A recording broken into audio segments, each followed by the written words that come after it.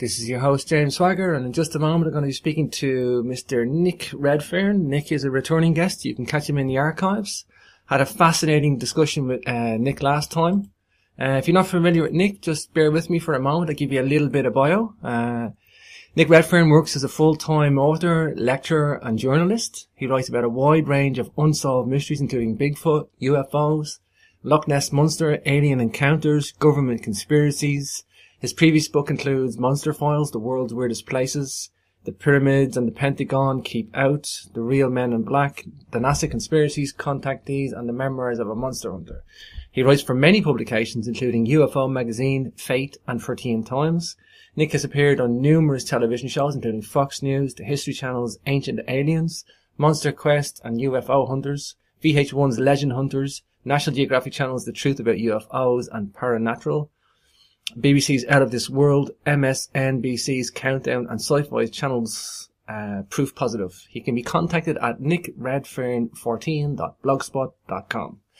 And without further ado, let's bring on our guest today. Hi Nick, welcome back to Capricorn Radio. Hi James, how's it going? Oh, not bad Nick, wow. Good. It always amazes me when I read your bio. You've had what a lucrative time of research and coverage and exposure, Nick. Well, it's something I enjoy doing. There's not much I'm qualified to do other than write. I've worked as a writer and a forklift driver, and that's it.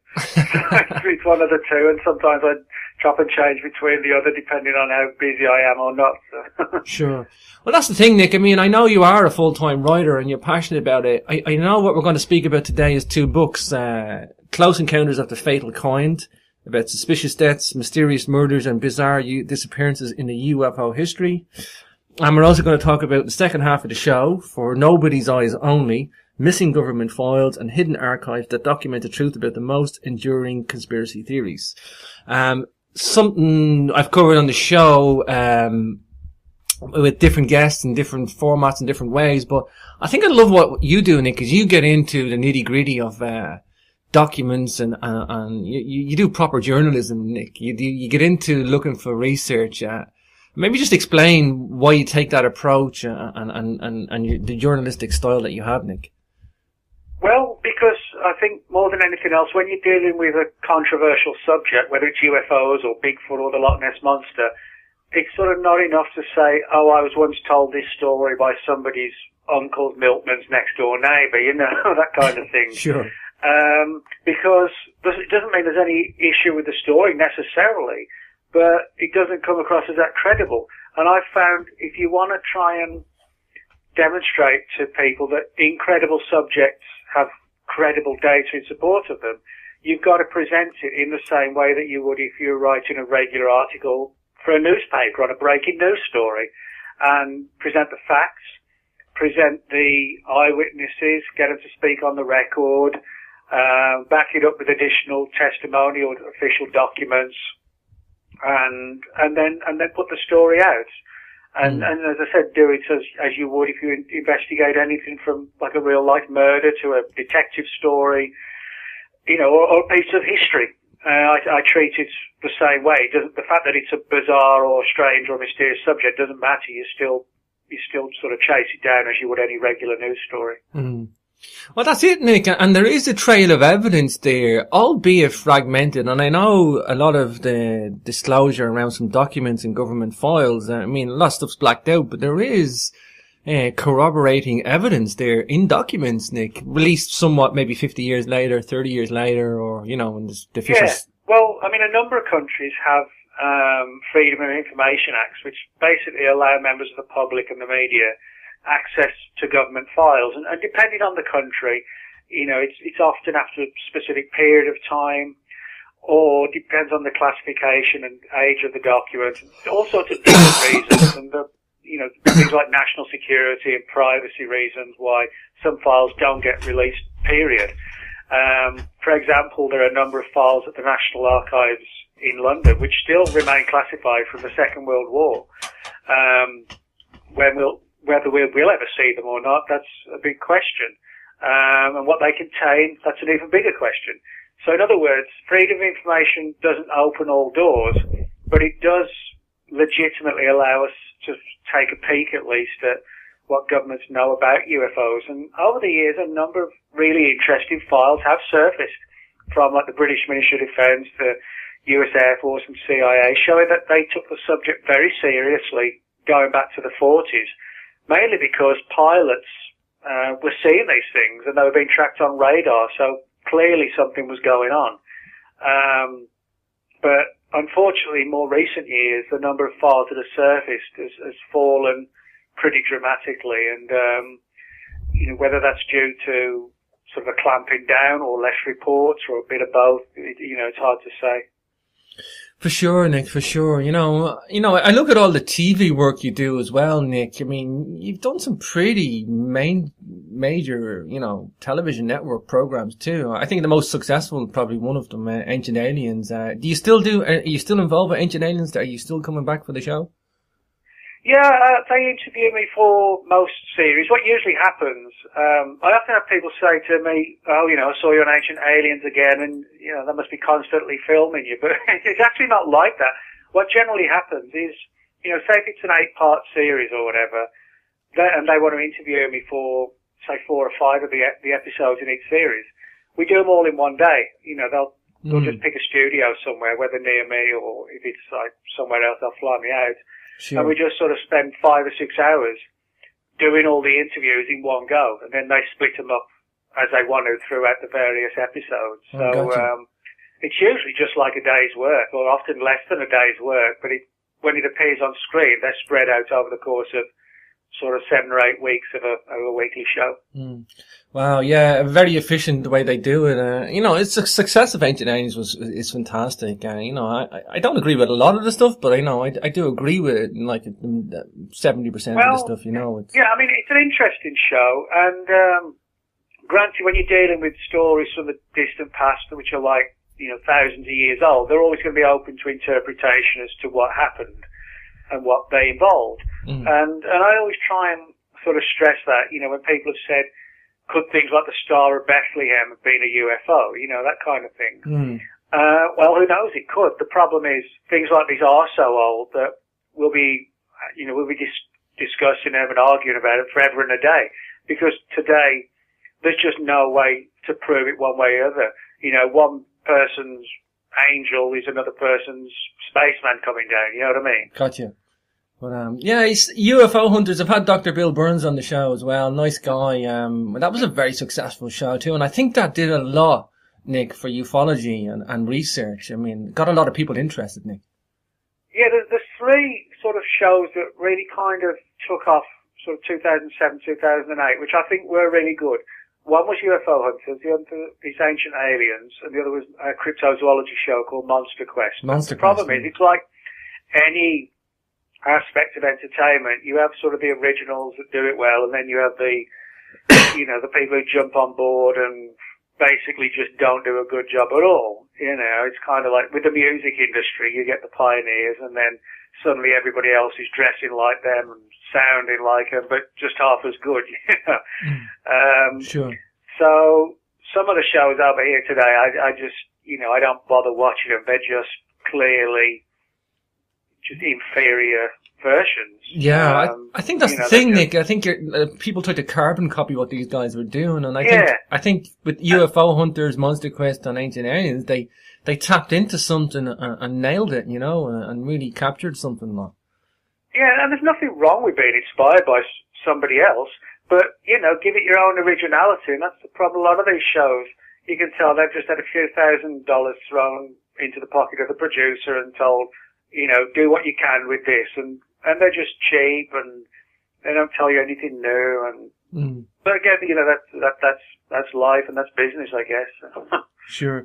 The last time I spoke to you, you had laryngitis, and I couldn't do the book. I know, I couldn't do the book interview with you, and that was for Nobody's Eyes Only. We're going to do it in the second half, and so what we're doing, a split show today, and we've got 2 books to talk about, so let's get into it, Nick. I mean, your latest one I'm going to talk about first, Close Encounters of the Fatal Kind.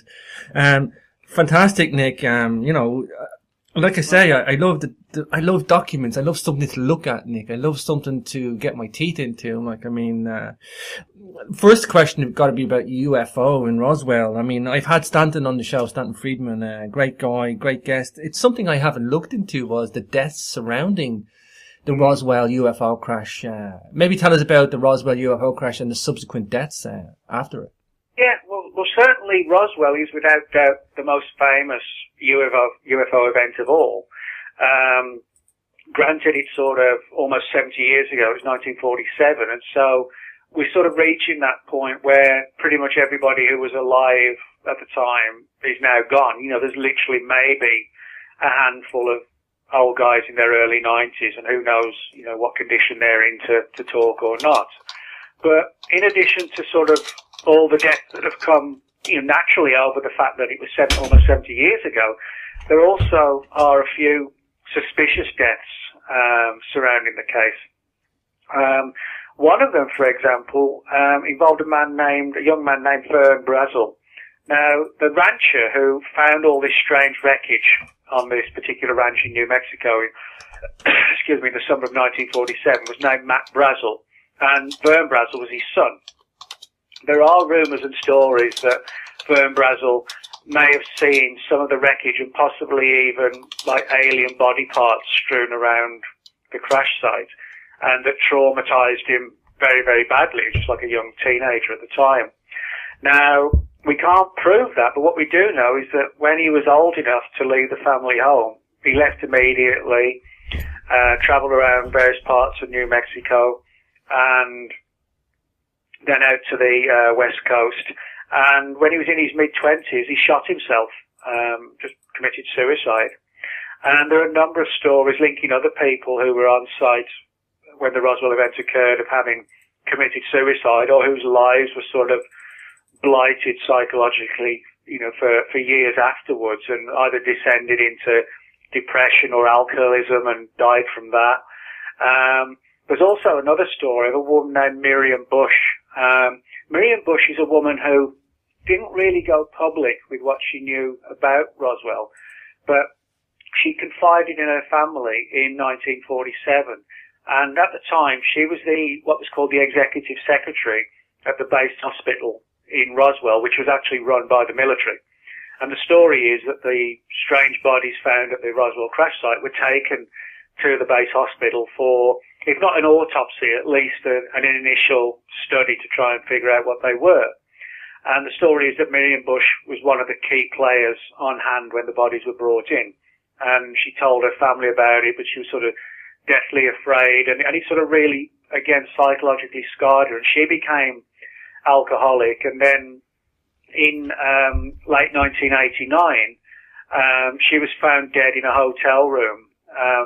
The official line was that she'd committed suicide, but what was kind of intriguing was the fact that she had a plastic bag over her head when she was found, and bruises on both arms, which gave rise to suspicions that she'd been murdered. Now, wow. What's more disturbing is that in the months leading up to her death, she developed suspicions. We don't know how or why, but her family have since gone on the record saying she felt she was being watched and followed, and was subjected to sort of, you know, intimidation from a distance, so to speak, just letting her know that someone was watching her. And she became so paranoid that she checked into this hotel room, actually using her sister's name and address. And yet somebody presumably found her. And what's interesting, of course, is she would have been one of the last few living people, because she was just in her early 20s at the time. She would have been one of the last living people who may well have seen the bodies and could explain what they were and what happened to them. So when she was fearful she was being watched and was actually thinking about going public, that might have been the time at which somebody said, you know, we got to take her out or whatever. Wow. Dangerous business, UFO. Well, it can be. I mean, I stress to people that the number of people in the UFO subject who die under suspicious circumstances compared to the thousands that don't, you know, it's a massive difference. And I think what I've found is that when suspicious deaths occur, it involves someone who's really got their hands on something that is dangerous to certain parties. Or like Miriam Bush, who has a highly credible military background, and had she gone public or been allowed to, she could have blown the whole whistle, and she would have been somebody, it would be very difficult to discredit her testimony given her position as executive secretary at the base hospital. So I think, in other words, we're clearly not seeing hundreds of UFO researchers dropping like flies left, right and centre, because all those hundreds, there's no need to take them out because they're not on top of a smoking gun or whatever. But it's the ones who've got the smoking gun are the ones who need to sort of watch out. Sure. Yeah, there's UFO debris at Maury Island in Washington State, same time as the UFO crash in Roswell, 47. Military personnel dead there too, Nick. Yeah, well, the Maury Island's a weird one. It actually occurred just about a week, 10 days or so before the Roswell event, which was early July 47, and we're talking around about the 20th of 47 for Maury Island. But Maury Island can be found in a place called Tacoma in Washington State. And the story is that a man named Harold Dahl was out with his colleagues and son on patrolling the harbour. Basically, they were there one of their jobs was to sort of pick up driftwood and debris that's, could affect any incoming boats and ships. So they would go around and sort of hoover up the water, so to speak. And Harold Dahl said that this one particular morning when they were out there, they saw what looked like only way to describe it, like a fleet or a squadron of flying saucers, moving over the harbour. And Dahl described them as looking like donuts in the sense that the centre part was hollowed out. There was just no centre part there at all. How interesting. And he said of the 5 or 6 objects, one of them seemed to be wobbling in a strange fashion, which sort of gave rise to the idea that it was malfunctioning. And reportedly the other flying saucers all kind of crowded around it as if to lend help in some way. But suddenly this one particular flying saucer or flying donut exploded in midair, and it showered all this debris down onto the water by the shore. And it was described as being 2 kinds. One was like a strange, kind of like a coal slag type substance, and the other one was like a very thin, ultra-light tinfoil type material. Wow. And Harold Dahl collected some of this and took it to his superior, a man named Fred Chrisman. And Chrisman, in turn, contacted a man named Ray Palmer, who was the editor of a magazine called Amazing Stories, because he thought Arnold would be interested in it. Well, it so happens that Arnold had an interest in UFOs and actually co-wrote Kenneth Arnold's book on his UFO encounter in the summer of 47 called The Coming of the Saucers. So what happened was that Kenneth Arnold was basically hired by Ray Palmer to go out to Maury Island to investigate the case and get to the bottom of it. And he spent actually quite a long time in town, just sort of travelling around speaking to anybody and everybody possible. And the local media were on the story and interviewed Arnold and Dahl and Chrisman. And, it was big news at a local level. And inevitably it got back to the military. Bear in mind this was the summer of 47 when the whole UFO thing was taking off big time. And the military had essentially, sort of this mandate to try and figure out what were UFOs. Were they alien? Was it some sort of secret Russian device, or was it something being built by a secret group in the military, the US military, that the rest of the military didn't know anything about? And what happened was that 2 guys from Army Intelligence, First Lieutenant Frank Mercer Brown and Captain William Lee Davidson, they were ordered to fly out to Maury Island to get to the bottom of the mystery. Well, they did their best. What they did, they spoke to people like Arnold and Dahl and Chrisman, they even collected various parts of this material, much of which was still sort of just floating in the waters of Maury Island, right on the beach. And the idea was that they were due to fly back to a place called Wright Field, which is now called Wright-Patterson Air Force Base, which has long had a reputation as somewhere involved in the UFO mystery. Mm-hmm, but they'd only, not long after they took to the skies in a Boeing B-29 aircraft, it burst into flames and crashed to the ground and killed both of them near a place called Kelso in Washington State. Wow. And when the recovery team got out there, I mean, they were dead. But more mysteriously was the fact that the box of debris they took with them couldn't be found anywhere. You know, other wreckage was found and some of the possessions of the crew was found, but this box of debris was mysteriously gone, which gave rise to the theory that somebody had removed it before the crash team got there. Now, on top of that, two of the local media people, they also died under unusual circumstances, and autopsies couldn't figure out how or why. It was just like, you know, they just died.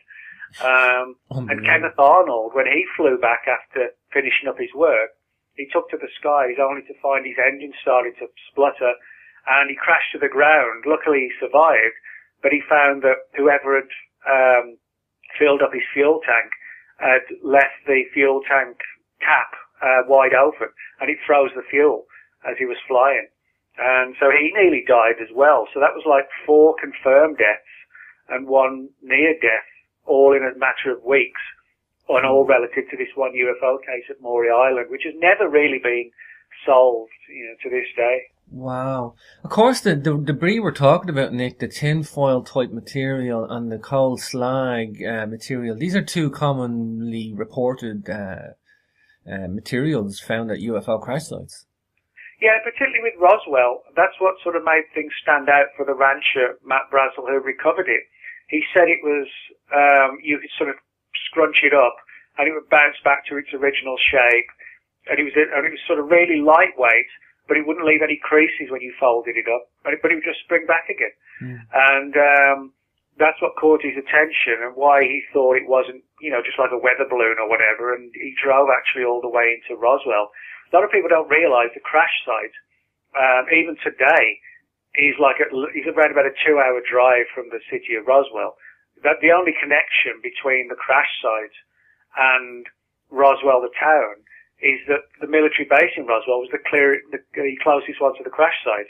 So they travelled out to recover the wreckage. But, you know, a 2-hour drive, even today, is a long drive. So it wasn't really, there was no real Roswell link to the crash. But when the military were told the story by Brazel, they went back out there with him, and reportedly there was this huge operation to recover just about all and every scrap of this material. And some of the old timers, the guys who were around still in the 80s, they spoke about, you know, handling this material and couldn't figure out what it was because it was so light and so pliable, but it would just bounce back as if it had like sort of memory metal qualities to it. Wow. The Defense Secretary, James Forrestal, do you think he was going to speak out about UFOs? Perhaps, you know, he was taken out for that reason? Yeah, I mean, this is one of the major theories.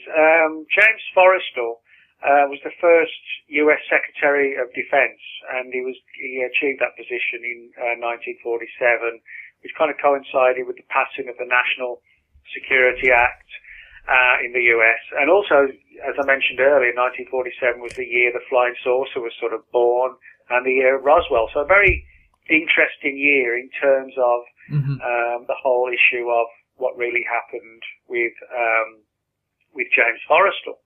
Now, Forrestal was someone who may not have been the right person for the job. Even before he had the job, it was sort of 10, 15 years before, he certainly had sort of emotional issues in terms of getting close to people and held his feelings in, and had sort of a troubled life, and his wife did as well. She had sort of violent mood swings. So although he was very clever, very informed about world politics, and which is one of the reasons why, you know, he was given the job as Secretary of Defense, but he wasn't necessarily someone who handled pressures very well. And of course, in that sort of job, you know, you need to be able to handle pressure as well. And certainly, the job did take its toll on him, and he became depressed. But on top of that, there are a lot of rumours that when he became Secretary of Defence, Forrestal was sort of given a classified top secret briefing on the UFO issue, and possibly was even shown the remains of the wreckage and the dead bodies from Roswell. Now, I'm sure most people, it's difficult to try and put yourself in the shoes of what would happen if you were shown all that. I'm sure most people would be a combination of shocked and excited, and it might literally put some people into a state of shock, and panic them. It's hard to know until I guess you were actually exposed to it. Mm-hmm. But the story is that Forrestal was never the same again. And because he then began to descend into depression and anxiety, people who'd exposed him to the truth, because it was part of his job to know this, then became fearful that he was going to be a problem. What if he decided to go public? And that's the theory as to what happened, that he felt the world needed to know. It wasn't something that should just be known to a small group of powerful people in the military or whatever, that everybody should know that we're being visited. And he kind of descended even further into this state of anxiety and stress, and pretty much had a full-blown nervous breakdown. And he was taken to the Bethesda Naval Hospital in Maryland, essentially for his own well-being. But the official story and the correct story is that he did start to get better. He made a major recovery, and he had plans for what he would do when he got out of the hospital, and actually hired a new chauffeur to drive him around, and sort of galvanized and ready to go back to work. And the night before his death, his brother, who was angry at the fact that it was almost as if he was being held there against his will, people kept coming up with excuses why he couldn't be released yet, said, I've had enough of this, I'm coming to the hospital tomorrow morning and I'm going to get him out and bring him home. And if anybody did want him gone, of course, the previous night would be the time to do it. And actually that's when he died, the night right before his brother was going to bring him home. And he died by, well, depending on whose view you take is correct, he was either pushed, jumped, or fell from the 13th floor window of the hospital. And, there's just no way onto the pavement below. There's no way you're going to survive that. And he didn't. So if he did have UFO secrets, he took them to the grave with him. And this particular case has been sort of perceived by UFO researchers as the first real case where somebody in a position of power may have been taken out for fear of what they might reveal about the UFO issue. Wow. Just off topic from the UFO deaths, Nick, have you ever looked in, just curious, have you ever looked into the black satellite? I haven't really, not from the perspective of sort of really heavily and seriously digging into it, but I have sort of tangentially, people who don't know about it, the idea of this mysterious satellite that was seen or tracked orbiting the Earth from like the 50s onwards, and it wasn't American, it wasn't Russian, nobody seemed to know who it belonged to, and there've been subsequent reports since, but it's one of these cases that even within the UFO field, I think has sort of very much gone under the radar. A lot of people it's not that they ignore it or don't think there's anything to it. A lot of people just actually don't know about it. Yeah, that's the thing. I mean, is there any documents on it, Nick? Is there anybody researched it? Well, there's documentation in the sense that we've got old newspaper clippings which quote comments from astronomers and people in the military and saying, it's nothing to do with us. So we have that kind of thing, but we don't really have, like the Air Force's 200-page file on the satellite. There's nothing like that in the public domain. Wow. But, there actually have been sort of flurries of discussions on it over the years. So clearly, it was attracted attention back to the 50s. Wow. That early, Nick. That's strange. Oh, yeah. Wow. Of course, Nick, we've had, pilots that have witnessed things about UFOs. I think some of the best testimony is pilots, but we've had some pilots, mysterious deaths as well, Nick. Yeah, one of the earliest was a guy named Thomas Mantell, and that's sort of like with Forrestal being sort of possibly the first person in power to have been murdered for what he knew about UFOs. Mantell is often sort of perceived as being the first pilot who may have been killed by a close encounter with a UFO. Now, the story goes back to early January 1948, when Mantell, who was a captain in the Air National Guard, who was stationed at Fort Knox at the time, at Godman Army Airfield at the time, he was returning to the base with several colleagues when, unbeknownst to him until he got closer to the base, staff there had been monitoring and tracking and actually watching the movements of this object in the sky, which was like a gleaming sort of oval teardrop / saucer shaped object. And it finally sort of came to rest hovering in the skies at a very high level. Now, the problem was that none of the air crews had oxygen masks, which would allow them to, fly to a very high level. And so this was a problem. And 3 of the aircraft returned to base, and Mantell decided to sort of go it alone and try and get as close to this object as he could. And he reported that he was getting closer to it, and he looked gigantic. It was like kind of silvery and shining and bright in colour. And that was basically the last communication from him. The next thing that happened was that after climbing in hot pursuit of the object, his aircraft plunged to the ground, and he probably passed out through lack of oxygen at some point, thousands of feet in the air. He actually climbed to like 25,000 feet, which at that point, you've really got to have oxygen. So the only sort of saving grace is that when he slammed into the ground, he was probably already unconscious and didn't know anything about it at all.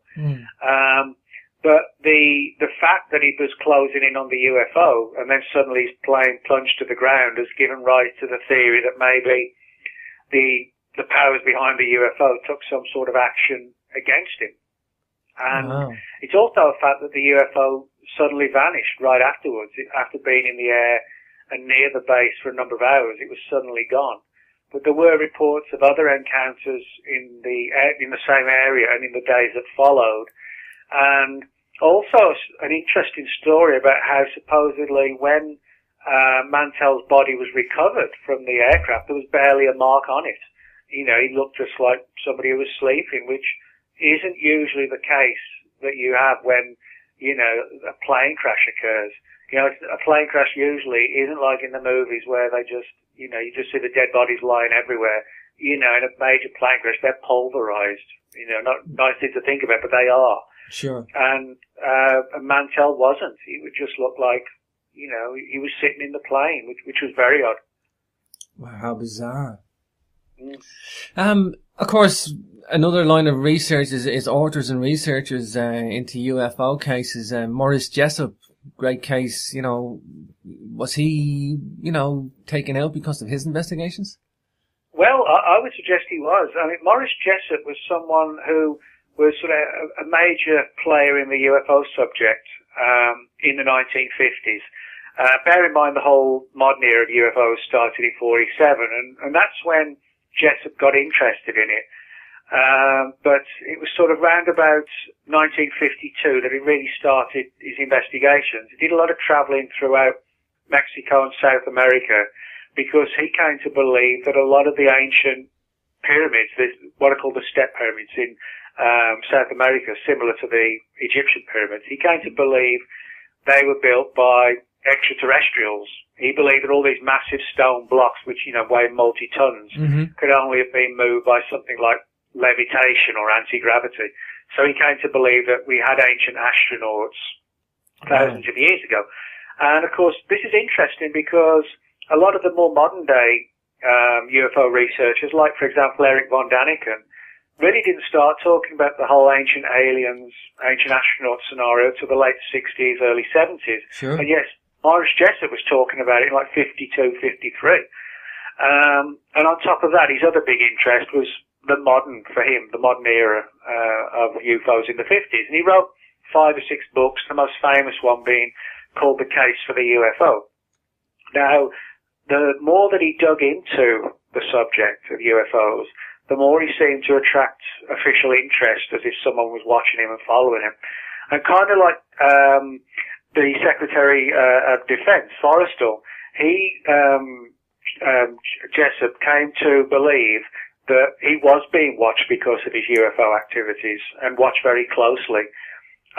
He began to receive like hang-up phone calls, or the phone would just ring in the middle of the night 5 or 6 times, and then it would ring again like 3 or 4 hours later. As if somebody was actually trying to like destabilize his sleep, to the point where he was constantly exhausted, he had insomnia, became paranoid he was being watched. And that probably was the tactic that was being followed, you know. It was just trying to make his life miserable. And it succeeded. But it didn't sort of deter him from doing his work. And he actually believed he was on the verge of a major discovery relative to UFOs. And it was shortly after this that he had a very weird car accident. He was driving his car, and suddenly, it wasn't like as if somebody had tampered with the car, made it go off the road. It was like something had taken control of his mind, and he actually performed the action himself and swerved off the road and, you know, slammed into something, and he was actually very badly injured. It took him a long time to recover. And this had an effect on his, from a psychological perspective, and his wife eventually left him, and his publisher didn't want any more books from him, and he kind of spiraled into a depression. And then he was found dead in his car from carbon monoxide poisoning in a Florida park. But what was interesting is that the very night before he was found dead, he telephoned a colleague named Manson Valentine, said that, you know, I've made the biggest discovery possible. I want to tell you about it tomorrow. And Valentine said afterwards that Jessup was sort of bright and enthusiastic and laughing and chatting. Then the next day he's found dead in the car. Now, there are a lot of weird things about his suicide. Number one, a hose pipe had been attached from the exhaust through the front window, driving window of the car. And through the small gap, the hose, you know, being pushed through. But to ensure that no air could get in, the gap had been stopped up with 2 wet towels. Now, when checks were made with Mrs. Jessup, his wife, although they'd split up, they weren't divorced, the towels hadn't come from the family home. Wow. And although they were soaked, they weren't soaked with the lake water that surrounded the area where he was found. It was fresh, clean water. But there weren't any containers by his car to say where the water had come from. In other words, somebody had sort of put these wet towels and jam them in the windows to prevent any air getting through. Sure. But it clearly doesn't seem to have been Jessup who performed that, because there was no evidence that he handled any water, and there was no jugs or bottles or anything.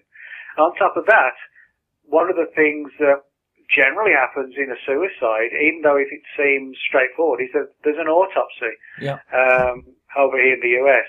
But Jessup wasn't autopsied. It was just assumed that he killed himself, and he was very, very, very quickly. Wow. So in that sense, you know, you got a lot of weird aspects surrounding his last days, just like Forrestal as well. I think Jessup's phone call to his friend sealed his fate, Nick, perhaps. Yeah, well, that's the thing. It can't, that sort of almost eerily parallels James Forrestal's brother saying, "I'm coming to the hospital tomorrow morning. I'm taking him home." You know, take that sort of thing. Yeah. And that was possibly Forrestal's downfall. And I think it's the same with Jessup. His downfall may well have been that, you know, he'd spilled the beans and somebody was listening on the phone that, you know, tomorrow everybody, his brother's going to know what Jessup knows. And whatever that was, unfortunately, we don't know. You know, he never had the chance to tell Manson Valentine what it was that he found out. Wow. Got to talk JFK. We're going to talk about it in the next book as well, Nick. But JFK, I have heard this one before, that perhaps, you know, if there was going to be somebody in the know, I mean, he was assassinated in 1963. I have no doubt, Nick, and I think anybody who has a logical mind can pretty much accept there was a conspiratorial event around his, you know, assassination. It wasn't a straightforward assassination like we're led to believe. I think pretty much people, a lot of the public, accept that now, Nick. I think they're still trying to sell it to us something else, but, you know, maybe he knew about UFOs, Nick. Yeah, I mean, where I differ with some of the conspiracy researchers, I don't think Lee Harvey Oswald was actually innocent. I think he was part of it. But what I think happened was that he was set up to be the patsy. I think he thought, he was going to get away with all the other gunmen. There were 2 or 3 or however many there might have been. But then when he was sort of left on his own and everybody was suddenly gone, he realized he was going to be the fall guy. So in that sense, he was a patsy, but I don't think he was totally innocent and didn't know what was going on. But the reason why I include a chapter on Kennedy in the book is, despite the fact that, we have the theories that it was the KGB who did it, or the mafia, the Cubans or whoever, one of the most sort of incredible theories is that, like Secretary of Defense Forrestal, Kennedy, who after becoming president was reportedly briefed on the UFO subject, supposedly wanted to tell the general public, and by default the world, the fact that, yes, UFOs were real, they were visiting us, that we'd recovered possibly at least one crashed UFO and a number of dead bodies, and he felt that everybody had a right to know. And the story is that he sort of slammed his fist out on the Oval Office desk and said, I'm going to tell the public, like it or not. And powerful figures decided, well, no, we don't like it, and you're not going to do that. And so the story is that the countdown was then on to take out the president, and which actually did happen. The big question is, of course, why? Now, when we look into it, we actually do find a lot of threads linked to the Kennedy assassination that tie it with UFOs. For example, Fred Chrisman, who was one of the major players in the Maury Island event in 1947. Well, Chrisman was actually identified or suspected as being the second gunman in the Kennedy assassination by Jim Garrison. Jim Garrison was a famous Kennedy investigator who was played by Kevin Costner in the JFK movie. Sure. And Garrison, actually, as I said, came to believe that Fred Chrisman from Maury Island was the second gunman. Now, another person who Chrisman was linked to, and who also Oswald was linked to, was a former FBI agent named Guy Bannister, who many researchers have suggested was in on the assassination as well. Well, Guy Bannister in 1947 when he was still working for the FBI, investigated a number of UFO cases and received a behind closed doors briefing by the Army in Utah about the UFO phenomenon. And we don't know what was spoken about at that meeting. But Oswald was linked with him as well. And there was also another character as well, named Marshall Ricanociuto, long and rambling name, but he was friends with Fred Chrisman going back to 1947, and also had a link with Dallas, Dealey Plaza, and certain people who worked in the intelligence community in that period and location. And that's sort of just the tip of the iceberg. There are literally dozens of threads. Even Lee Harvey Oswald had a link to the UFO subject as well. Just before the assassination, he worked for a Dallas company called Jaggers, Charles and Stovall, and part of their job was to print photographs. And they had a contract actually with the military to print like high-flying spy plane photographs, that have been, say, flying over the Soviet Union. They would use Jaggers, Charles and Stovall to print high-quality pictures. Well, the pictures that Oswald himself developed, many of them were taken by the U-2 spy plane. And the U-2 was actually developed out at Area 51. So in a strange way, we've got like a link between Oswald and Area 51. Sure. And there's so many threads like that sort of lead from the UFO subject to the assassination and back again. This funny thing is, we're talking here from the late 40s, the 50s, now into the 60s, Nick. It was a different era. I mean, nowadays, I think it's so easy to cover things up with technology, Nick. It's an easier, maybe that's why we're not getting many documented cases these days. Yeah, I mean, I think, well, there's absolutely no doubt. But, I mean, weaponry has been developed, some called non-lethal weapons, although they can be quite lethal as well, that can sort of kill without, the need for a bullet or a bomb or whatever. But, for example, acoustic weapons have been developed which can disrupt the human heart rhythm, and cause heart failure or heart attacks. Particularly if the person is already, has heart trouble. Well, it's far easier to take them out and make it look like it was just down to the condition they already had. There are other technologies, directed microwave technologies, which can provoke fast-acting brain tumours and things like this. So, in other words, in today's world, making a murder look like an accident is very easy. One famous case that occurred in London back in 1978, which I briefly touch on in the book as an example of how this can be achieved. It didn't directly involve UFOs, of course, but it involved a man named Georgi Markov, a Bulgarian defector, who was actually killed on a London street in 1978 by a member of Bulgarian intelligence who stabbed him in the back of the leg with an umbrella, and claimed, he just sort of tripped. But he actually stabbed him and essentially injected a fast-acting poison into Markov's body, and literally within days he was dead. So, there are ways and means of killing people and making it look like an accident, and it really does happen.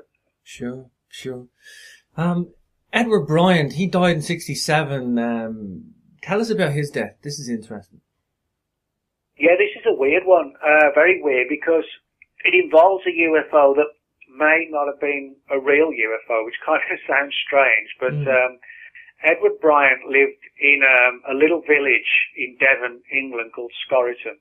And he said that in 1965, not far from his home, which was just like this sort of classic little English village, that you would see in, I don't know, like the Midsummer Murders or Miss Marple. It was kind of like, one of those little villages. Sure.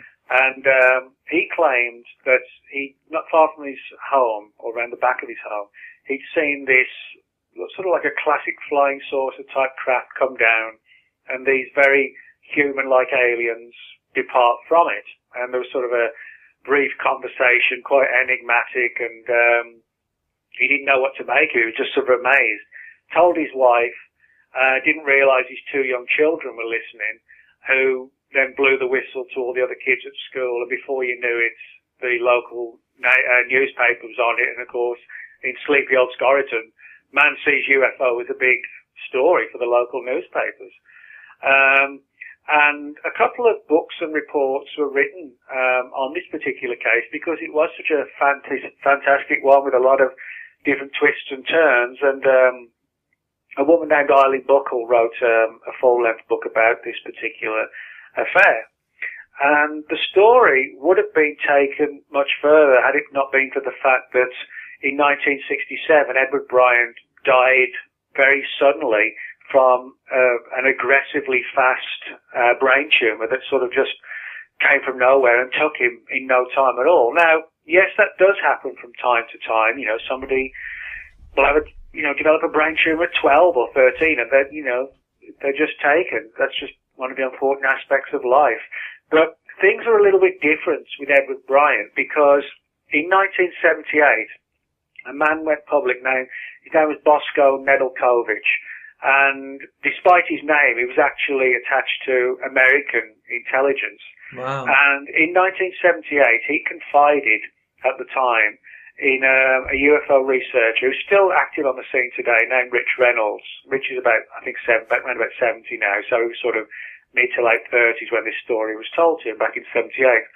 But the story that Nedeljkovic told was that although there were real UFOs, that certain agencies had decided or come to a conclusion that it was essentially possible to fabricate a UFO incident by using sort of sophisticated mind-altering technologies and hallucinogenics and all sorts of things, psychedelics even, where you could essentially make a person think they've seen anything you wanted them to see.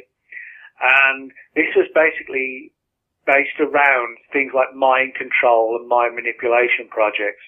So the idea was, well, why don't we use the UFO phenomenon as a means to test out these new technologies? And if we can make people see aliens and little green men or whatever, then that's a good point if we can get them to think they've seen anything. which would work very well on the battlefield, of course, if you could, convince or have the entire enemy hallucinating and just, totally not knowing what they're doing. Sure. And Bosko Nedeljkovic told Rich Reynolds that part of this hallucinatory scheme that was essentially targeted on Edward Bryant involved bombarding him with directed microwaves to affect his normal state of mind. And the story that Nedeljkovic told suggested that they'd gone overboard with the microwave exposure, that it was that which had sort of provoked this aggressively fast tumour. And he died in 1967, just in his early 50s, still to his dying day, saying that this incident occurred as he said it occurred. And it's a case, although the case is known, Nedeljkovic's story is far less well known, so nobody's really dug deeply into this aspect of the case before, and I'm hoping that sort of at least bringing it to light, if anybody knows anything about it, it may possibly promote them to come forward, hopefully at least. Sure. I know Linda Moulton Howe, she obviously appears in Ancient Aliens too. She looks into the mutilations, the cattle mutilations. Do you ever look at this subject matter at all, Nick? Yeah, I've written quite extensively in early books about the cattle mutilations. I wrote a book in 2004 which looked at a bunch of official government files on cattle mutes that had been officially released a few years earlier. Mm-hmm. But one of the things I touch upon in the book is sort of the more disturbing angle of so-called human mutilations, where in the vicinity of UFO sightings, people, or rather the sort of mutilated bodies of people, have been found in the same locations, reportedly with like eyeballs missing and tongues and skin removed with what looks like sort of intelligent techniques or scientific techniques. In other words, they don't seem to be people who've been attacked by wild animals and savaged and, sort of bitten by like a lion or a mountain lion or, a wild dog. They appear to be sort of surgical procedures.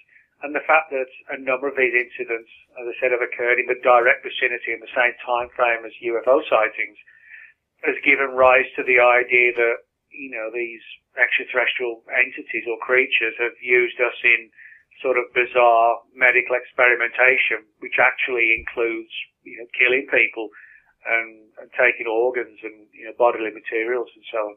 Mm. The Australian pilot, Frederick Valentich, he disappeared in 78. Tell us about him. Yeah, this is one of those cases that has never been resolved, and it probably remains more of a mystery than many of the others because, his body was never even found either. At least in the case of like Maurice Jessup, or Forrestal, or even Mantell, the bodies were found, and so we may not know what killed them, but at least we know where they are and, where they were found and so forth. But that's very different to the story of Frederick Valentich. Now, Valentich himself, at the time of his disappearance in 1978, he was only 20 years of age at the time, but he was a very skilled pilot. He actually obtained his pilot license while still in his teens. And it was on the night of October 21 when he sort of literally vanished, into nowhere. Now, at the time, on the night in question, he left a place called Moorabbin Airport, which was actually situated in the city of Melbourne. And he was flying a Cessna 182 aircraft, so just a small aircraft. And he was due to fly to a place called King Island, over what was called the Bass Strait. And it was round about 125, 130 miles, something like that. So it should have been a fairly regular, straightforward flight there and back. Mm. But it turned out not to be, because as he was flying, Valentich reported to the ground control personnel that he could see what he described kind of vaguely as a large aircraft overhead. And he couldn't figure out what it was. He couldn't sort of recognize the shape. And bear in mind, it was sort of dark and it was night time as well. All he said was it was kind of long in terms of its shape. But it seemed over time to take more than sort of a passing interest in his aircraft and closed in on it. And he actually felt that he was being threatened or chased by whatever this UFO was. The lighting on it was certainly different to the average airplane. You know, there wasn't sort of the typical red and white lights that you see. There was just one green light, and that was it. There weren't no more at all. And then, as he was talking to the ground control people, this is a conversation that was recorded, by the way, there was suddenly a number of seconds of this strange noise, like a metallic scraping or grinding. And that was basically the last conversation, if you can call it a conversation, he had with the ground crew. After that, there was nothing. And extensive searches were launched, the emergency services and private planes and ships, to try and find him, with no luck whatsoever. Checks were made on the island where he was going to and surrounding islands. Checks were also made to see if he, staged his disappearance, wanted to start a new life somewhere else. Wow. There was no indication of that, and even to this day, nothing has been found. There was no sort of telltale oil slick, on the surface of the ocean, no wreckage, nothing washed up on the shore, of any shore. But an extensive report or dossier was put together that ran to hundreds of pages, and that was just declassified a couple of years ago, and it shows, it's sort of the one thing that gave the family, I think, some degree of relief was the fact that, they hadn't given up on him, that the authorities actually spent a massive amount of time trying to get to the bottom of how Valenti's disappeared, but nobody ever did, unfortunately. Wow. You were in your hometown, Texas. There was a UFO confrontation there as well in the 80s, Nick. Yeah, Saturday got up to 84. Yesterday was about the same. Today it's rained all day, so it's kind of dropped down a bit today. And although I've lived in Texas for 13 years. I live just outside Dallas. Even now I have trouble when it gets up to when it's pushing close to the 90s. I keep vampire hours. I just can't go out in the day. Wow. It's too much, sir. Wow. Nick, a lot of scientists have died in the 80s and 90s, and there's dozens, Nick. There's absolutely dozens of these guys, and, tell us the links between some of these cases and UFOs. This is probably the strangest chapter in the book. It all involves a group of various scientists that worked for Marconi. Marconi was, and still is, although it's integrated into another company now, was a company that conducted major research and defence projects for the British government, the military, and the Ministry of Defence, sort of advanced weapon systems and things like that. Now, when President Ronald Reagan, or after he was elected, I should say, Reagan had this plan for what became known as the Strategic Defence Initiative, or is better known, Star Wars. The idea was to have a fleet of orbiting laser systems in space. So if the Russians ever launched a sneak attack on the West, then this sort of massive armada of lasers could blast, or could actually destroy all these Russian missiles before they had a chance, to reach the US or Europe or wherever. They just sort of be blasted out of the sky or vaporized. And so it was sort of very, sort of futuristic, advanced and ambitious project. And it only really took off to varying degrees. It certainly never worked to the extent that Reagan hoped it would work. But one of the things that happened was that in the mid-1980s, the US government, under the sort of directions of Reagan, approached Marconi here in the UK, or there in the UK, I should say, with a view to getting Marconi's elite personnel on board to try and, figure out the best way to make the SDI Star Wars program work well. And a lot of Marconi people worked, various degrees, and various projects that were somehow allied to the SDI program. Well, what happened was that from 1982 to 1991, many of the scientists working on this project and a bunch of interconnected programs died under very odd circumstances. The full total was somewhere in the region 32 to 35 over the course of a 9-year period.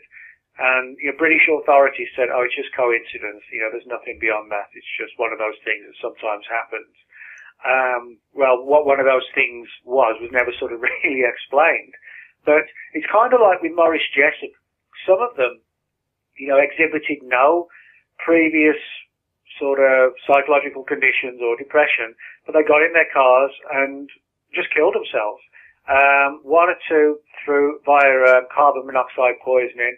Another one filled up the boot of his car with 2 huge containers full of petrol and drove at high speed on a motorway into a derelict cafe and basically just sort of blew himself up.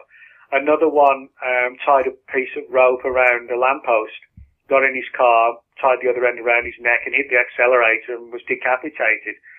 So, in other words, they didn't just die, they were sort of dropping like flies, but under really strange circumstances and grisly deaths.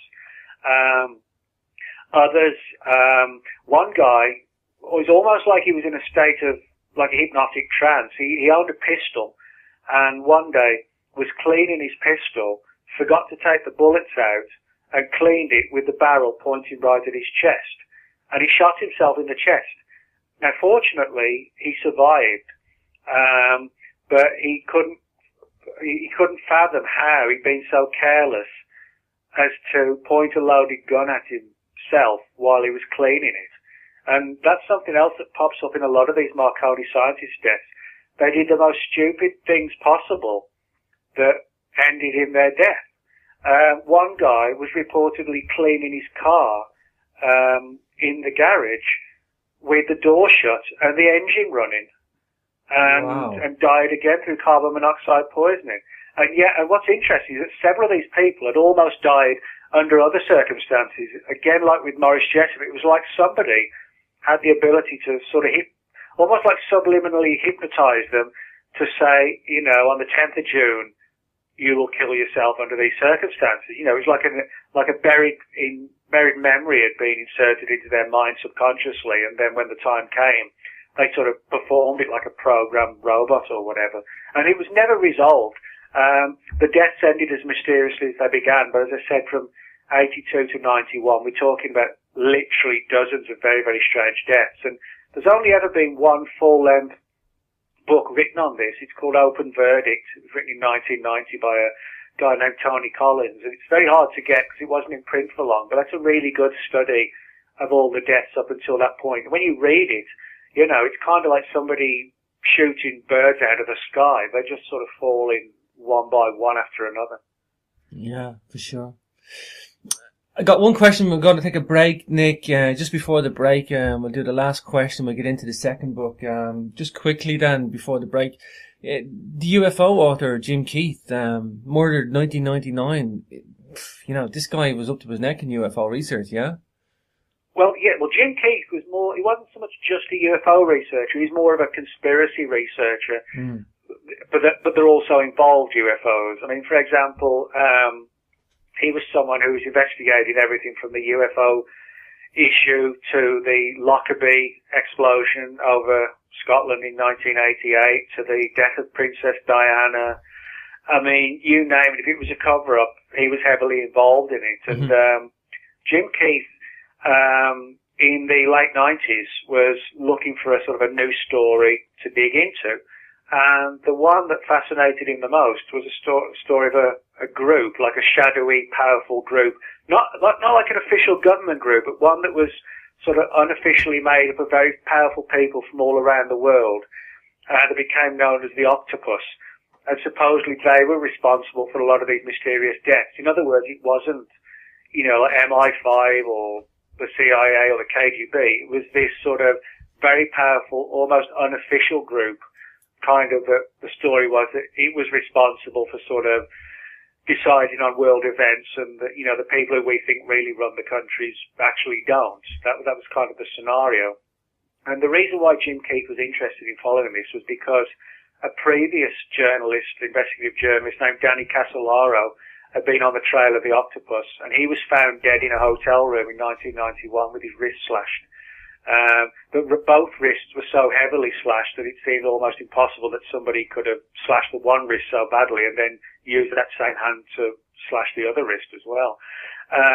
But that was the official story. Now, Jim Keith, just right up until the point of his death in 1999, began reporting a lot of what seemed to be computer hacking and monitoring of his computer and wiping out files as if somebody was getting ready to wipe him out as well. And that's actually what happened. He was at a conference, an event called Burning Man in Nevada, like a celebratory type event. And he fell off the stage. Now, that in itself seems like it was probably an accident. But when he went to the hospital, his nephew came along, and Jim Keith said to him he was fearful that if he was operated on, he wasn't going to wake up from the operation. And that's actually exactly what happened. He was put under sedation for essentially what was a fractured tibia in his leg, in the shin bone. And he didn't wake up. He died reportedly from a blood clot to the lungs.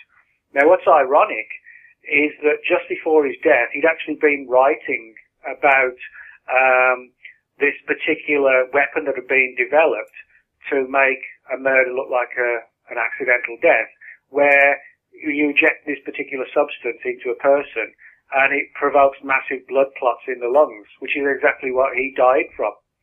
So that was sort of like a very weird, sort of almost like Grim Reaper type aspect to his death, and to this day a lot of people think it was kind of like a signal. He was looking into all this sort of stuff, and then he died under the very circumstances that he'd been warning people about, and so the idea was that the octopus was sending a message out to other people in the conspiracy field. Wow. Okay, Nick, we're just going to take a quick break. For the listeners, nickredfern14.blogspot.com. You can check out Nick there and see what he's about. So we're just going to take a quick break, Nick, and we'll be back in just a moment. Hi, everybody, and welcome back to Capricorn Radio. This is your host, James, and I'm speaking to Mr. Nick Redfern. We've got a split show today. Second half of the show, we're going to talk about Nick's book, For Nobody's Eyes Only.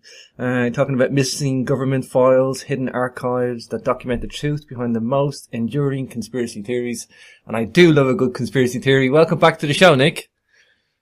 Thanks, James. I know we were going to do this book about 5 months ago, but I was down with bronchitis, laryngitis, or a combination of who knows what. You didn't sound the best, Nick, when I spoke to you, and I went, okay, I'll give the guy a bit of space, and I actually got so consumed. I must have done about 40 shows since that, Nick, and I just got so consumed. I know, yeah, I've been so busy. Yeah, not too bad, another book's come in the door, and I went, great, I'll do a split show, so. But here we are today. Actually, it ties in with some of the stuff we were talking in the first half of the show. Yeah, some of the cases do, yeah. There's a little tie-in, yeah. So I guess the big one again, Roswell UFO, we've got missing files on that, Nick. Actually, before we even go there, tell us about the process of the Freedom of Information Act for people that are in the UK, Ireland, that won't really know much about it, Nick. Well, yeah, the British government has a Freedom of Information Act, as do many countries like Australia, Canada, the US, most of Europe, Scandinavia. And they're all sort of broadly similar in the sense that members of the public and the media can apply for government and intelligence and military files to be released if, the relevant agency decides the material can be released. And sometimes, that you can get files from like last week or last year. Other times, we're still waiting for files from the Second World War to be released. And then you have sort of somewhere halfway between the two where you'll get files from 20 years ago or 15 years ago. But also, all of the Freedom of Information Acts all around the world, they all have legislation that allow agencies to continue withholding and classifying files really for as long as they want to. Now, the British one, in Britain, there used to be what was called the 30-year ruling, which meant that all files, regardless of classification, had to be withheld for a minimum of 30 years. Mm-hmm. But now we've got the Freedom of Information Act, which has existed in its current form for about 13 or 14 years. That you can use that to get files from literally like last week if they can be declassified. So in other words, it's a good and useful tool. It doesn't open all doors, but it does open a lot of doors, and particularly from a historical perspective when we're sort of trying to fill in the gaps of, old mysteries and things like that. So can anybody access this stuff, Nick? Do you have to have a special permit, or, you know, can... No, I mean, the National Archive, the British National Archive, is located in Kew, on the fringes of London. And you can just go down there. All you need is like a passport or driver's license to prove who you are. And you can go there, and it's kind of like pulling, you know, a library book off a shelf. You can request, there's like huge, volumes, like master lists that describe the files. They're now obviously online, and, at their website, the National Archives website as well, where you can type in a particular word. You know, say if you're interested in, I don't know, German Zeppelin flights over the UK in the First World War. Mm-hmm. You know, you can type in Zeppelin and it'll list all the available files at the National Archives that you can find there. So you can go down, pull the files, and get to read them. You can photocopy them, take them home, and, you know, you've got copies of what used to be a classified file that only the director of MI5 or whoever would have seen. So, you know, it's like a fascinating opium history. And I said you don't have to be a journalist or a writer. You can just be anyone, you know, an interested party who just wants to know a little bit more about what went on. Mm-hmm. And that's it. Wow. Of course, Nick, you love the Monster Quest stuff. You love the conspiracies and you love the UFO cases, as do I. That's why I love to do the shows, Nick. These are the ones, the mysteries that I like to explore. Same thing that appeals to me. I'm guessing, Nick, you know, not everybody wants to research this stuff. I mean, there's probably a lot of mundane, normal stuff, all those secretive. Well, yeah, that's right. I mean, even for me, you know, I enjoy sort of the, you know, the lure of the mystery and digging into it. But even I get frazzled, you know, where you're kind of looking at, for 2 days, you're sitting going through box after box after file and you don't find anything. You know, and all you can think about is, you know, it's time for a cold beer or whatever. You know, I just can't do it anymore. Wow. But then if you sort of hit pay dirt and there's like a really interesting file that's relative to what you're looking for, or even something that, you know, is amazing but it's totally different to what you're looking for, but it's still interesting, then it's sort of all worth it. But sometimes, yeah, it can be sort of like really tedious and just, you know, digging and not finding anything for days and days. And I think, like you alluded to there, Nick, I mean, just because someone has a 30-year ban on it being released to the public doesn't mean it's going to be released necessarily after 30 years.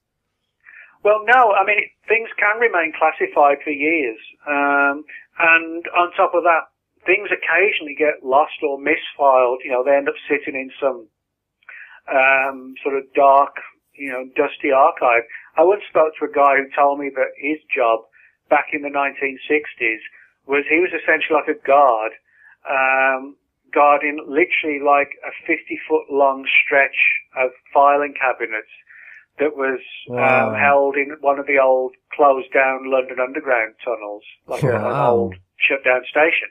And he said there were just reams of all these cabinets lined up, and he said he didn't know what was in them. But he said, you know, they never made it their way to the archives or to wherever. They were just out of everybody's reach, you know, for all intents and purposes. They didn't exist, but they were, you know, in one of the old Victorian tunnels. Wow. Don't know the name of the tube station, Nick, do you? No, he couldn't. He actually said that he didn't have a name and he wasn't sure what it was, but he said he knew it was like a closed down one, or possibly even one that had never been used at all and that was, for whatever reason, scuttled, if you like, or abandoned. But you know, if he'd have said he knew what was in all the filing cabinets and whatever, I'd have sort of taken it with a pinch of salt and thought he was exaggerating. But it was actually more believable when he said, sorry, I can't say what's in any of them. You know what I mean? Because my job was just to guard them. But that actually sounds more believable than, you know, the idea that he knew the ins and outs of every file or whatever. Yeah, I hear you. Of course, okay, Nick, going back to the Roswell case, there's missing files on the Roswell crash in 47, like we were speaking in the first half of the show. Yeah, well, so people understand that the book itself deals with various conspiracy theories, but with a bit of a twist, where we can prove that files that should exist seemingly don't exist, or have vanished, or supposedly been mislaid, or shredded by mistake, or burned, you name it, but they can't be found. And that actually relates to the Roswell case, the famous UFO crash of 1947. Now, nobody disputes that something came down at Roswell in the summer of 47. Even the US Air Force admits that something came down. Their view, or their conclusion, is that they believe it to have been what was called a mogul balloon, which is a large sort of balloon array that back in the late 40s was designed to monitor for early Soviet atomic bomb detonations. Now, that theory has sort of been contested by the UFO people, and other theories have been put forward as well. Now, I personally, where I differ to a lot of researchers, they kind of view the Air Force as the bad guys in all this. The Air Force are the evil people hiding the truth of Roswell. My view, after sort of having dug into all this, is that the Air Force of today, and back in 94, doesn't know and didn't know any more about what happened at Roswell than the average UFO researcher does or did. I think that kind of like this octopus group I mentioned beforehand, I think the Roswell secret is held by almost like a shadow agency, one that isn't even officially acknowledged to exist. It's not like GCHQ or MI5, but it's like a shadowy cabal of people who are the real power, the power money people on the planet who sort of really run things. And I think they're the people who are hiding the truth of Roswell. But to get back to the mystery of missing files, in 1994, the New Mexico congressman at the time, Stephen Schiff, he pushed for the files on Roswell, if any existed, to be declassified. And he approached an arm of the US government called the Government Accounting Office, today called the General Accounting Office, but today called the Government Accountability Office. And he ordered the GAO to launch an investigation. So the GAO went knocking on every door in Washington, like the CIA, the FBI, everybody, and said, and the GAO is a very powerful group, and they essentially said, you will search for any files on this incident and you will hand them over whenever you find. Now, nobody found anything, and that's why it leads me to believe that, the agencies who we think are hiding the truth about Roswell actually aren't. But what did turn up was that the Air Force found that during the course of their study, all of the outgoing messages from the Roswell Army Air Force Base that covered the period of the Roswell crash, and also a year or so previous and a couple of years after, were completely gone. There was no evidence they'd been destroyed, stolen, or there was no orders to say move them to somewhere else. For all intents and purposes, they just could not be found. They weren't in the archives where they should have been. And nobody could account for how or why literally like 3 or 4 years of all the messages from the Roswell Army Air Force Base had gone. Unless you take the view, as I do, that somebody was very worried that it contained in these old archives may have been data and evidence that had a bearing on the crash. And so everything was kind of scooped up and collected and taken to, a new safe holding place. So that's one verifiable, that's 100% verifiable example where files have vanished on a major UFO case, and not even the military themselves can figure out who took them, or even how they were able to take them, or where to. Wow. Rendlesham Forest, Nick, what a case this one is. I mean, there's two massive cases, Roswell, New Mexico, and the Rendlesham Forest case for me anyway. Obviously again, was in Ancient Aliens, I believe. But we've got missing files surrounding this incident too. Yeah, the Rendlesham Forest case, in terms of its sort of scope and the number of people involved and people coming forward, is kind of like a British Roswell. It doesn't involve a crashed UFO, but in terms of its importance and everything else, then it sort of rivals Roswell to that amount. It's certainly a notoriety, Nick. Oh yeah, and a lot of, literally dozens of military personnel were involved, and it occurred in December 1980 in Suffolk, England, at a twin military bases called Bentwaters and Woodbridge, and they sat basically right next to a place called Rendlesham Forest. And in late December 1980, various airmen at RAF Bentwaters reported seeing these strange lights in the woods. And so they got permission to go out there, and over the course of 3 nights in late December 1980, various groups of military personnel saw everything from weird balls of light flitting through the trees to a small triangular-shaped object, almost looking like a small stealth-type aircraft, flitting through the trees. Other airmen talked about seeing these strange 3-foot-tall humanoid creatures with cat-like eyes and beams of light being shot down from the sky, all sorts of things. And it sounds like from the witness testimony that a major cover-up was put into place and people were debriefed and told not to talk about the incident.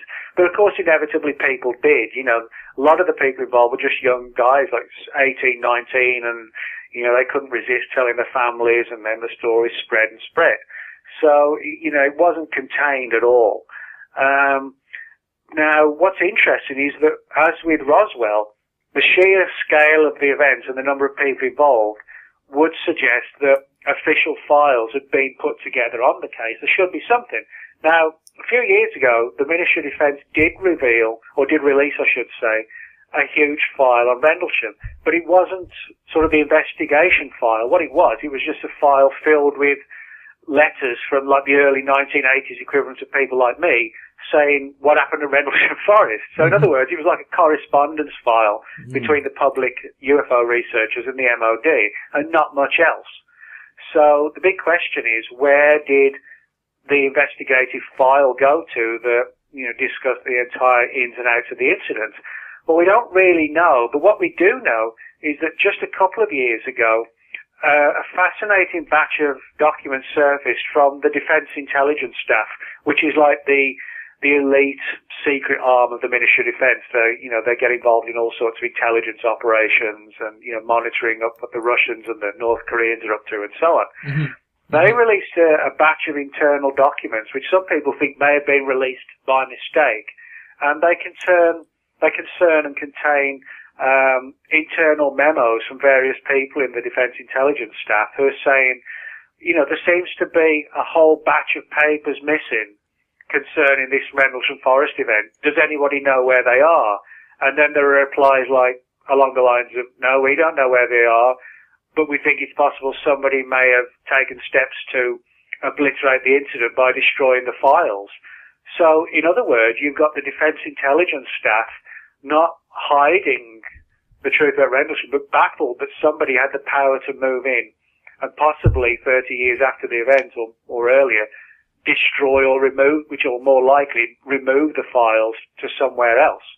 And who that might have been, who would have the power and the skill and the ability to sort of walk into the Defence Intelligence Staff building and walk out with who knows how many hundreds or thousands of pages of files on Rendlesham. We don't know. But that is what the official files seem to reflect, this debate going back and forth between the DIS people saying, you know, we've got to answer these questions. There's a whole swathe of material. It's just gone from the archives. What's going on? So that, again, like with Roswell, is a pointer that there seem to be powerful people that oversee all this, that, you know, they have abilities and skills and clearance that goes far beyond the average employee of the US Air Force or the British Ministry of Defence. I think that's a great point to hit on there, Nick, and in both books we're talking about today, I think what we kind of see is that secrecy is big business, and not only that, it's a corrupt business. There seems to be a group or elite behind, you know, the secrecy. It's not a top-down secrecy program, whereas, you know, the president or the prime minister of a country is being secret for the health of the nation, or, you know, to protect the nation. I think it's like a side group, or, you know, it's like it's a secret elite behind the secrecy, if you will. Yeah, some people talk, you know, like the New World Order or the Illuminati or something like that. And whether that's who we put the blame on, I don't know. But I really do think it's something like that. There is like a powerful group, probably with strands and, you know, tentacles spreading all across the planet. Nobody really knows who they are. You only get invited to them if you're one of the elite. But they're the people who are really pulling the strings. And, you know, they could have people inside the FBI or MI5 or whoever. And most of the people who work for these agencies are just doing regular, you know, normal good work. But they don't know that there are people in their own agencies who are also part of this other agency. You know, and they have sort of this secret life going on as well. And I think that may explain how this material suddenly vanishes and why. You know, it all ends up in some black box run by this powerful agency or whatever. Sure. I mean, I'm trying to step away from naming the group, whether you want to go Bilderbergs or New World Order or Illuminati. I mean, I mean, all those names are kind of in the public domain. It's fashionable to talk about whether it would be one of those that is so sort of visibly identified with this, or you know, I actually think it could be something else that we don't even know of. But something along the lines that's being presented for these bodies, you know, sort of the most powerful, richest people from, you know, families that have power and money and that go back numerous generations and links to the Vatican and all sorts of things. I think these are the people we need to look for, you know, whoever's hiding the answers to Rendlesham or Roswell or whatever. Sure, yeah. Well, even, I mean, the key thing, I suppose, is there's a pattern in the cover-up. There's a pattern in the evidence that says, you know, it's not like a normal secrecy program. And I think once you become secret, Nick, once you have a secret program, it's open to this. It's open to this, you know, corruption stroke cover up within the secrecy program itself. It's open to, you know, all sorts. And I think when people realise, you know, I think why the subject hasn't been sort of solved, the UFO subject, is because so many researchers do focus on the Air Force or the CIA or the FBI and paint them either A, as the bad guys, or B, as the ones who are sitting on the secret. I don't think they're either. I think many of these people are as baffled as us. You know, there could be, when this is broadcast, you know, there could be people sitting in the Pentagon thinking, yeah, I wonder what really did happen at Roswell. And yet we assume, or many people assume, that they would be the people who know.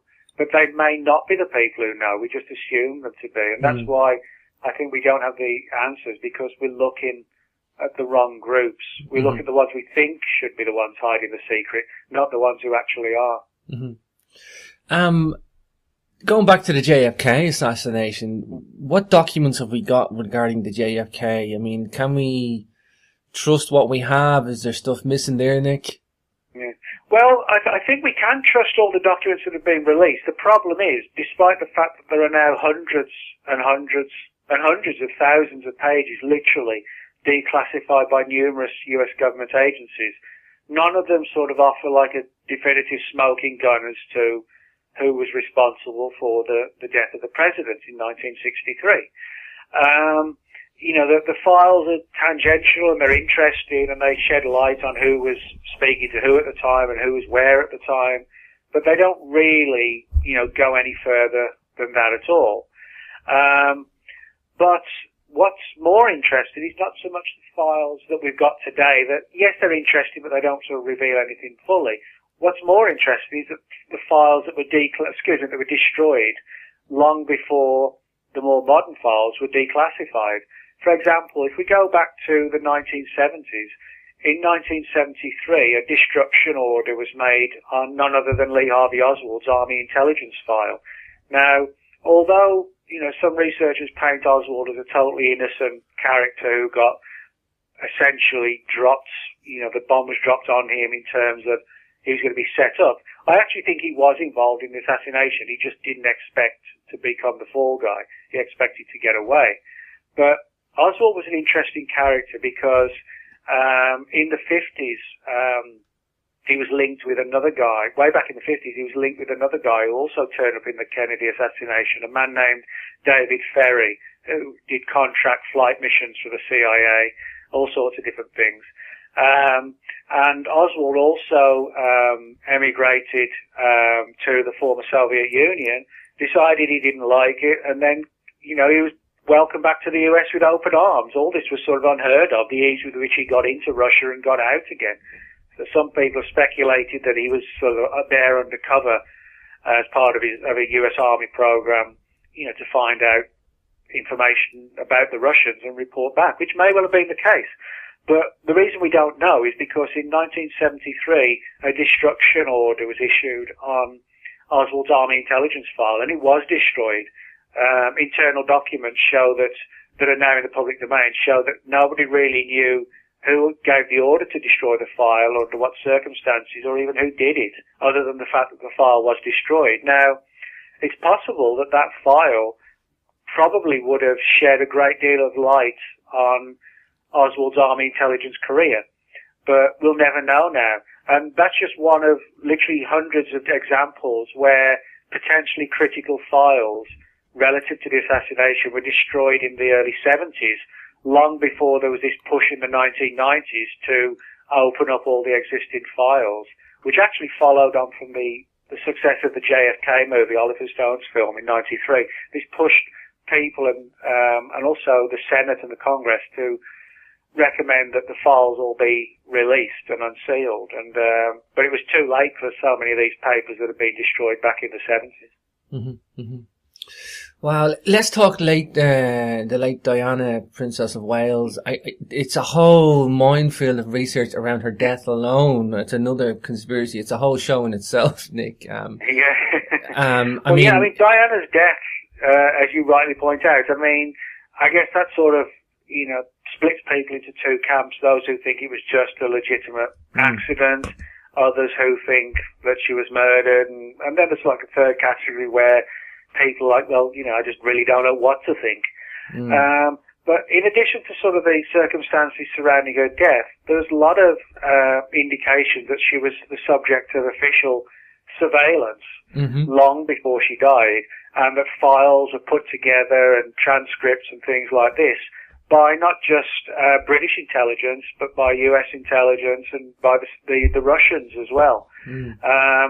And in many respects, this seems to have been to try and grab some dirt on Diana that could be used against her, because particularly, the British monarchy just did not like Diana. And when her marriage to Prince Charles began to fall apart, they were looking for just any way conceivably possible to besmirch her character. And this sort of ties in with the whole Squidgygate thing, which I'm sure a lot of your listeners will remember. Sure. Sort of play on Watergate in terms of the name. Squidgy was a nickname given to Diana by a friend of hers, James Gilby. Yeah. And the Sun famously got hold of a tape recording of a conversation between Gilby and Diana that had supposedly been picked up by an old man named Cyril Reenan, who was a ham radio operator. And it had been picked up by Reenan. He assumed he inadvertently picked it up live, but it became clear afterwards that it wasn't broadcast live. It had been broadcast several times by somebody who made a near-perfect recording of it, and had sort of broadcast it several times in the hope that someone would pick it up and do something with it. Well, Cyril Reenan did. He recorded the conversation and gave it to the Sun newspaper for a fairly hefty sum of money. The more that people looked into it and sort of acoustic specialists were brought in, the conclusion was likely that the recording had been made at GCHQ, General Government Communication Headquarters in Cheltenham, and that there were people there who were trying to essentially destroy again Diana's character, and this was part of the program.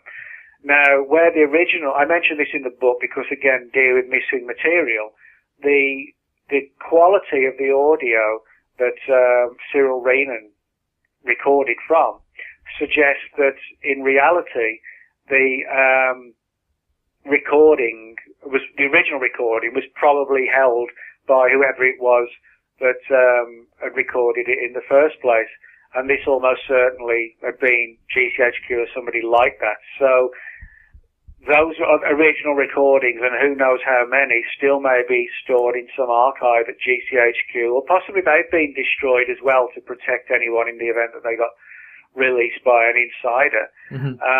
But there are other cases. For example, in 1999, the US National Security Agency admitted to having more than 1,000 documents on Diana, none of which have ever surfaced into the public domain. So, again, we don't know what they contain. All we know is that agencies around the world have put together files on her, and to a degree have grudgingly admitted to having files, but really beyond that, we still don't know much more as to what they contain. Nick, I funny enough, I had worked in Cheltenham before, and I was looking at this big giant building, and I asked the guy, I'm an engineer, I was just there for a few weeks, and I asked the guy, I says, what on earth is that building? He goes, that's GCHQ. He says, every mobile phone call in Britain goes through that building. Yeah. But yeah, I mean, I don't dispute that. I mean, you find that where we hear these stories today about, just large scale, sort of hoovering up of phone numbers, and trying to make connections. Who's this person calling? Who's that person calling? And I suspect we don't really know, a grain of the full story, really. Yeah, it's like something out of a Jason Bourne movie. Like it's pretty much as high tech as that now. Diana was 1984 or something like that. Oh yeah, God forbid, Nick. The funny thing is, I think Diana was a bit of a renegade, certainly in her later years. But I think people like that because the problem, with the royals in the 80s and 90s particularly, I mean, it's not less, well, I say it's less so, it's far less so today with with Prince William. But back in the 80s and 90s, they were still very much stuck in their old ways. And, there was this view that they were out of touch with the public, and people were griping about the fact that, well, we got to pay some of our tax towards these people who really don't do anything. The Prime Minister makes the laws, and, the royals are only really good for the tourists, and they don't sort of show us any respect, so why should we show them any? And I actually think there was a certain point in the 90s where people were actually sort of ready to rise up against the royals and say, we don't want a royal family anymore. Mm-hmm. And I think that kind of turned around with Diana, and certainly far more today like Prince Harry and Prince William. I think people realise that they're trying to, and have succeeded in sort of getting more in tune with the average person.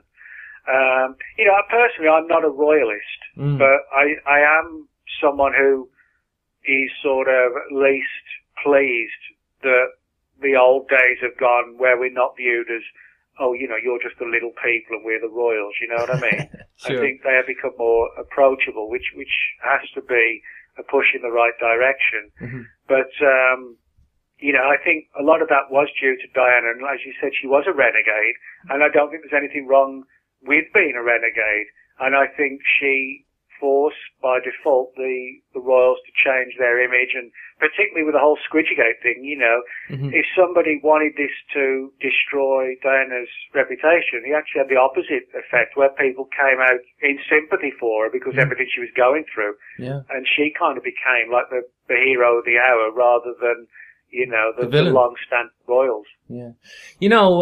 I'm Irish anyway, Nick. I'm not a royalist by any means, but I liked Diana. I really did. And I liked that, she worked a lot for the mines and to get the land mines out.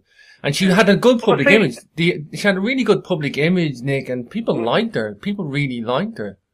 Yeah. Well, the thing is, as I said, I'm not certainly by any means a royalist, and I'm from England, and I'm sure you know, a lot of English people aren't royalists either. It's just really a lot of it is for the tourists. They love to see the palace and whatever.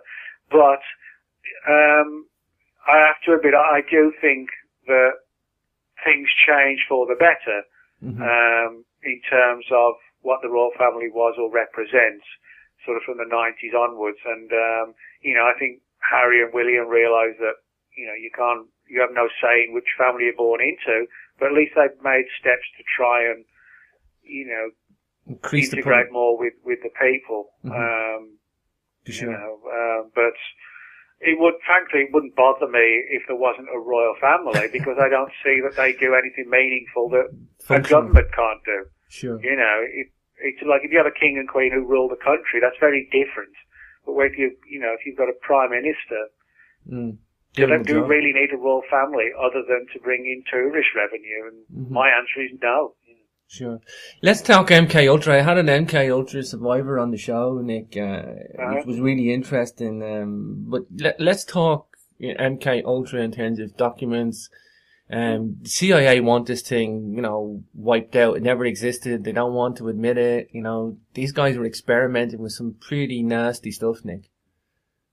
Well, MK Ultra was probably, or it is, I would say, the most famous of all the various mind control programs that have become known over the years that have been developed all around the world But even at a worldwide level, MK Ultra is certainly the most famous. And but mind control is one of these terms that sort of gets bandied around, and a lot of people misunderstand what it means. But essentially, going back to the sort of late 40s, early 50s, numerous agencies around the world began to see the potential capital that could be gained from trying to determine how the human mind could be sort of controlled and manipulated.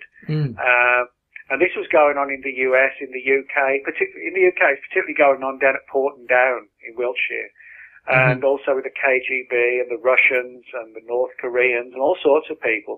And it involved things like hypnotism, mind-altering chemical substances, hallucinogenics like LSD, and essentially, just exposing people to these substances and seeing how they could hallucinate, or how the mind could be controlled when a person was in a susceptible state.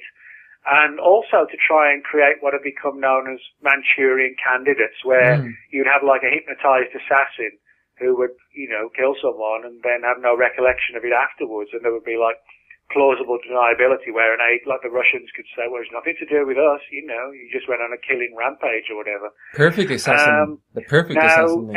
MK Ultra was like the most infamous one of all these.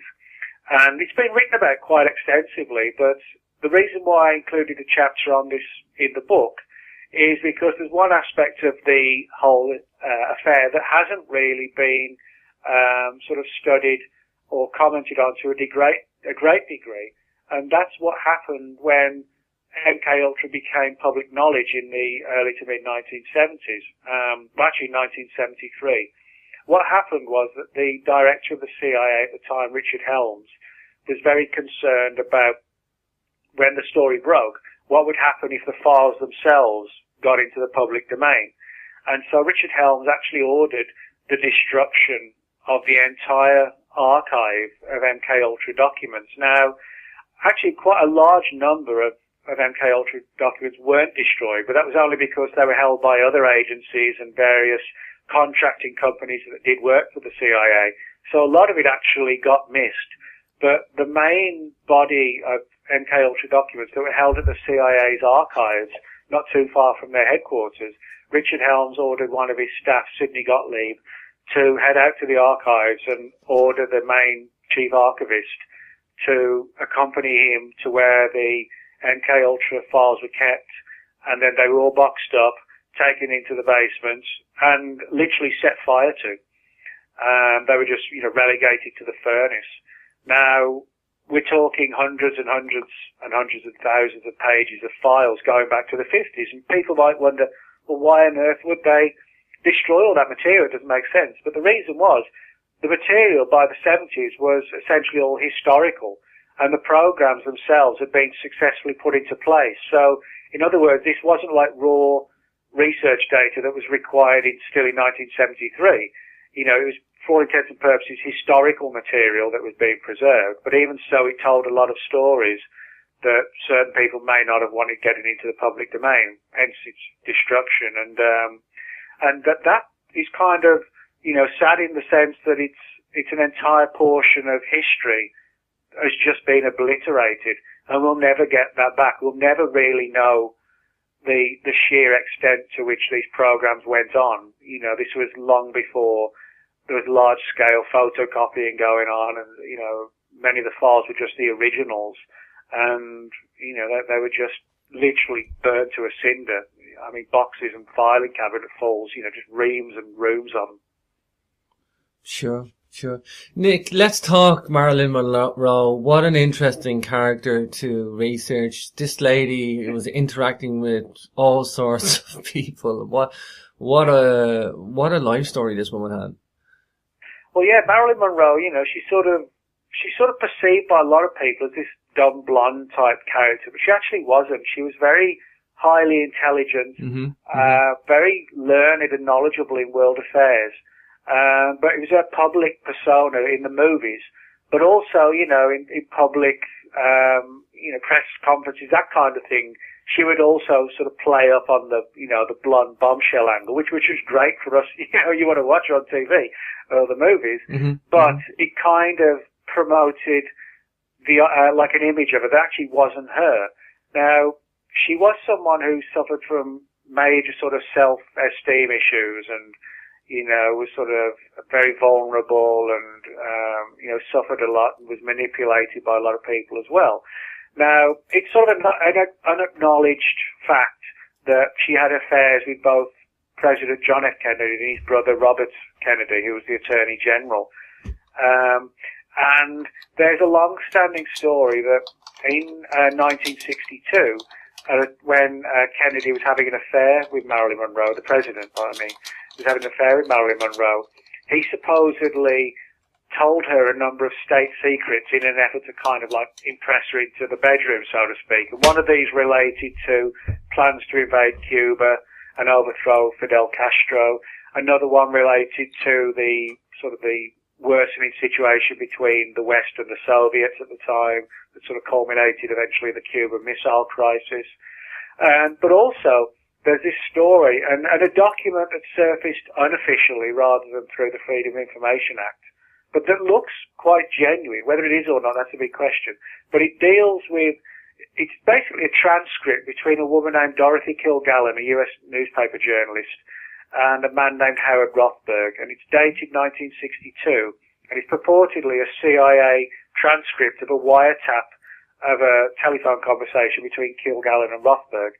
And in there, Kilgallen talks about how Marilyn Monroe supposedly told her that Kennedy had told her that he'd been taken to a secret Air Force base after he became president. And he received this briefing kind of along the lines of, Mr. President, now you've been elected, there's something we have to tell you and show you. And the story is that he was shown the bodies and the wreckage from the Roswell event of 1947. And reportedly he confided some of the facts in Marilyn Monroe. Now, shortly afterwards, Marilyn Monroe got dumped by Kennedy and she was sort of very angry and felt used, by this situation. And she threatened to go public with everything she knew. And she actually, it's an acknowledged fact that she had a diary that she called the Red Diary. She was like a prestigious writer of journals. She recorded everything that happened on a day-to-day basis.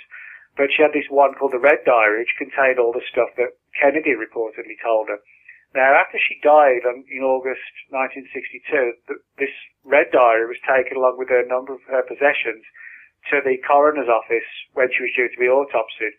And a number of people have now gone on the record as saying they saw the Red Diary, but then it vanished from the coroner's office a couple of days later. And like so many of these other missing files, we don't really know what it contained, other than that it was probably matters relative to the Kennedy administration. So it clearly seems to be the case that somebody was monitoring the phone conversations of Marilyn Monroe and all those around her, specifically to find out what Kennedy had said to her. And it may well be the case that he told her what he knew about Roswell, and that could have possibly indirectly or possibly even directly led to her death in some fashion. Wow. Fascinating. J. Edgar Hoover, he had secret files destroyed after his death. Yeah, the FBI has a really good website called The Vault, which contains probably now millions of pages of documents that have all surfaced through the Freedom of Information Act that have been declassified. And the FBI has done a really good job of putting into the public domain files that go back to the 1930s on everything from like gangsters of that period, like Bonnie and Clyde, right up to Nazi spies in the Second World War, Russian spies in the 50s, numerous people in Hollywood, Watergate in the 70s, and all sorts of things. But these are basically the FBI's official files that, as I said, have been declassified and which we can all now read. But in addition to the official files, it's long been acknowledged that J. Edgar Hoover had his own, what he called his secret files. In other words, these were files that weren't part of the official FBI record, but they were files that he and his secretary, Helen Gandy, carefully looked after. And these were, the dark and deep files on the private lives of powerful people in government and in Hollywood and, in the intelligence agencies and the military. essentially that they were people who, if Kennedy, excuse me, if Hoover, wanted the dirt on someone to use against them, he got it. And this was what was supposedly kept in the secret files. Now, when Hoover died in 1972, or prior to his death, him and Helen Gandy, his secretary, they were very close to each other. They had this agreement that if, that if Hoover died first, that Helen Gandy would oversee the destruction of all his files.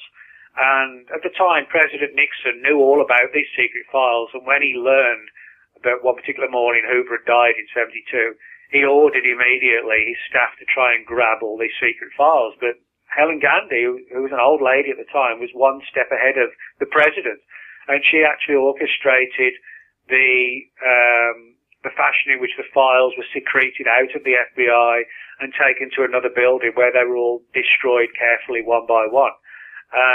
So it's kind of like the MK Ultra files. The papers were all destroyed, and again, we'll never really know what Hoover had on who, but it was pretty clear that it was, a lot of juicy information that, people would have killed to get their hands on, I think.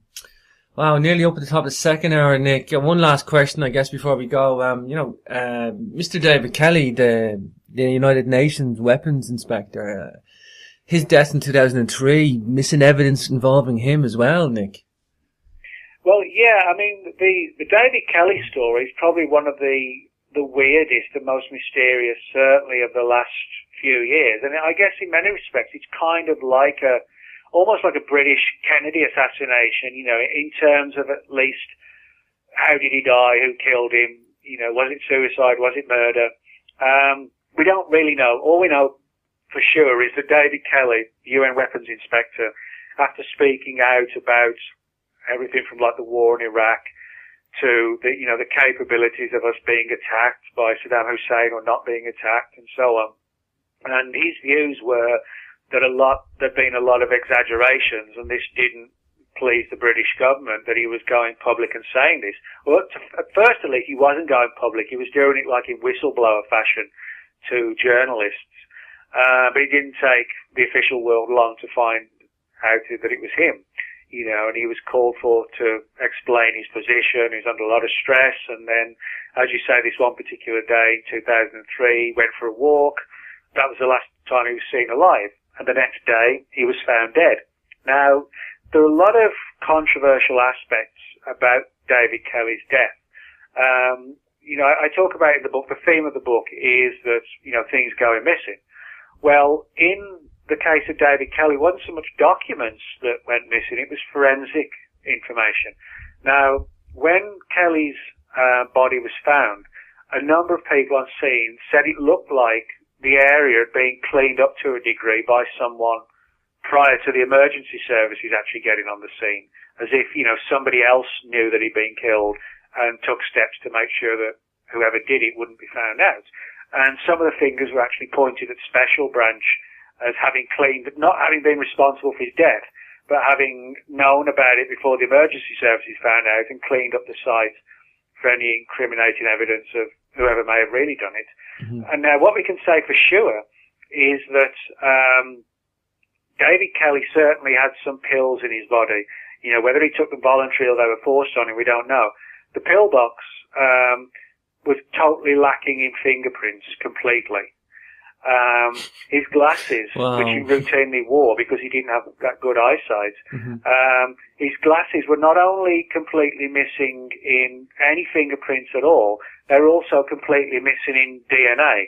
Now, I don't wear glasses, but I do know that anybody who wears glasses on a daily basis, you are going to get the tiniest fragments of DNA on those glasses all the time, because they're fixed to the side of your head and touching your ears and your nose, the bridge of your nose. So in that sense, it's absurd to think that a pair of glasses that a man wore every day could be 100% free of any fingerprints or any DNA, but they actually were. And that's another, no one can, I guess, can really say what goes through somebody's mind when they actually, if they decide to take their own life.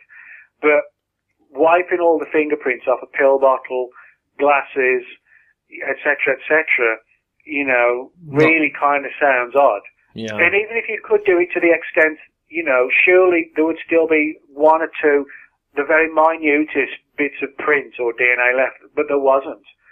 So, these are all issues that, for me at least, keep wide open the circumstances surrounding David Kelly's death. I don't think, I'm not saying we won't ever get the answers, but I don't think we've got half the answers right now, certainly. Mm-hmm, mm-hmm. Wow, Nick, what an awesome book. For Nobody's Eyes Only, Missing Government Files and Hidden Archives. Nick, definitely got a unique approach. I love what you do from the mystery. You've got an truth that you're seeking, and you got this diligent journalism as well, Nick. I think I would say you don't have to be enthusiastic about it, but for me, I do. I can't sort of just do it and go through the motions. I mean, there's a million things I could write about, but there's a million things that don't interest me. But certain things that do interest me, I'll keep on sort of pushing and pushing to get the answers, because I want the answers. You've got to have that kind of energy and enthusiasm for what you're writing about. You certainly have that, Nick. You definitely do, brother.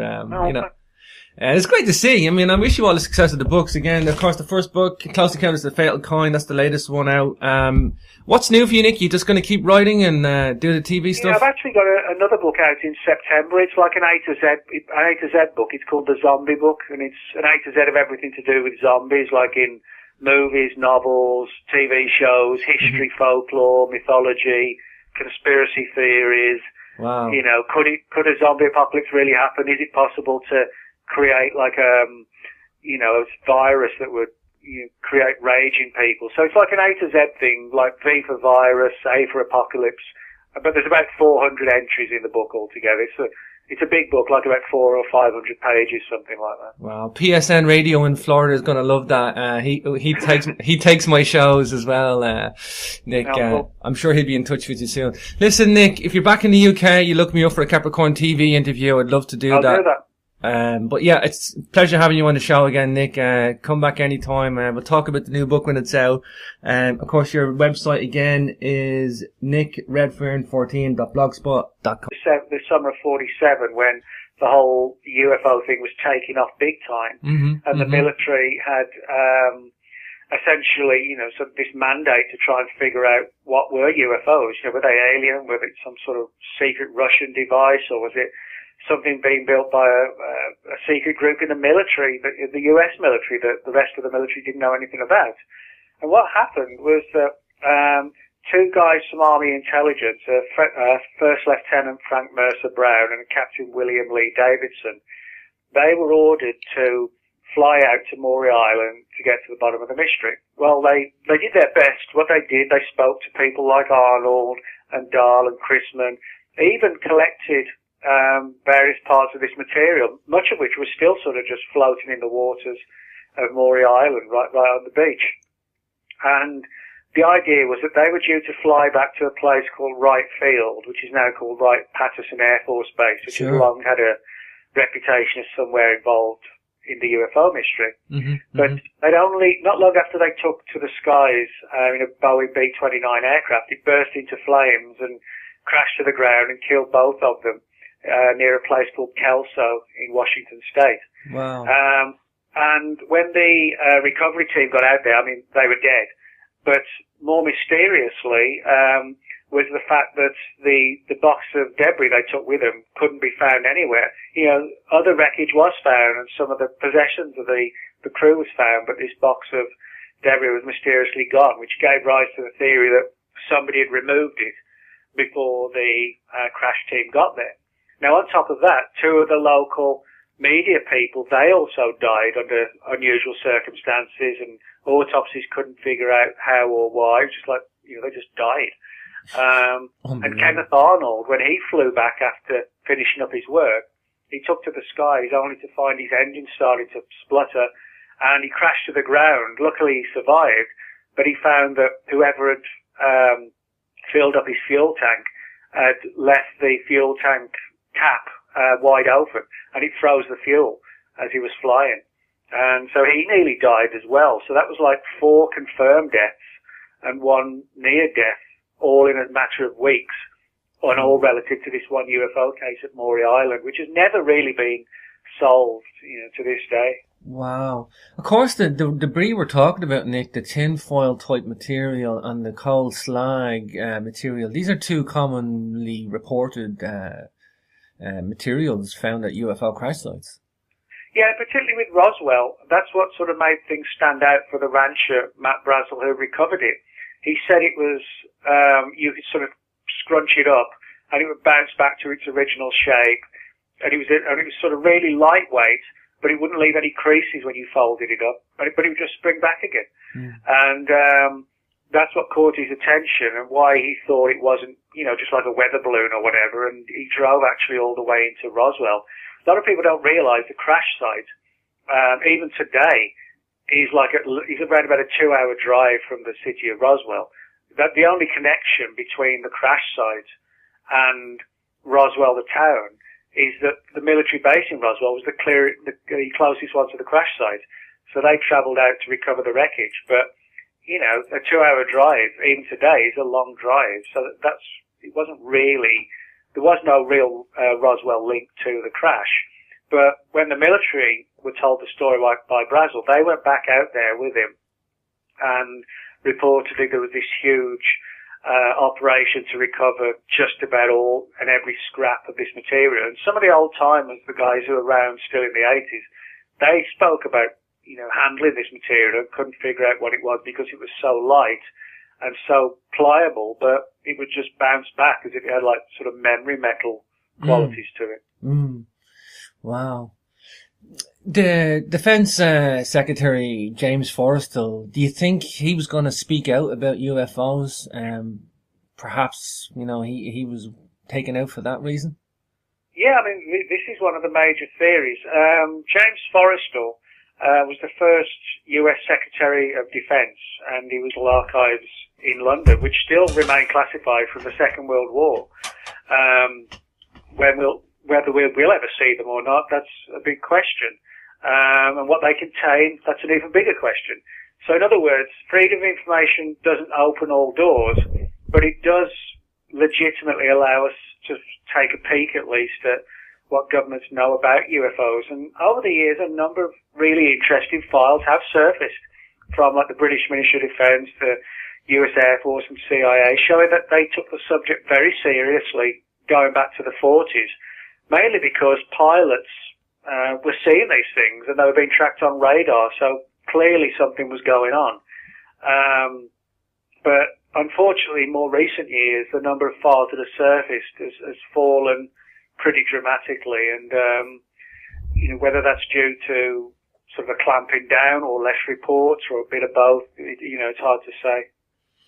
For sure, Nick, for sure. I look at all the TV work you do as well, Nick. I mean, you've done some pretty major, television network programs too. I think the most successful, probably one of them, Ancient Aliens. Are you still involved with Ancient Aliens? Are you still coming back for the show?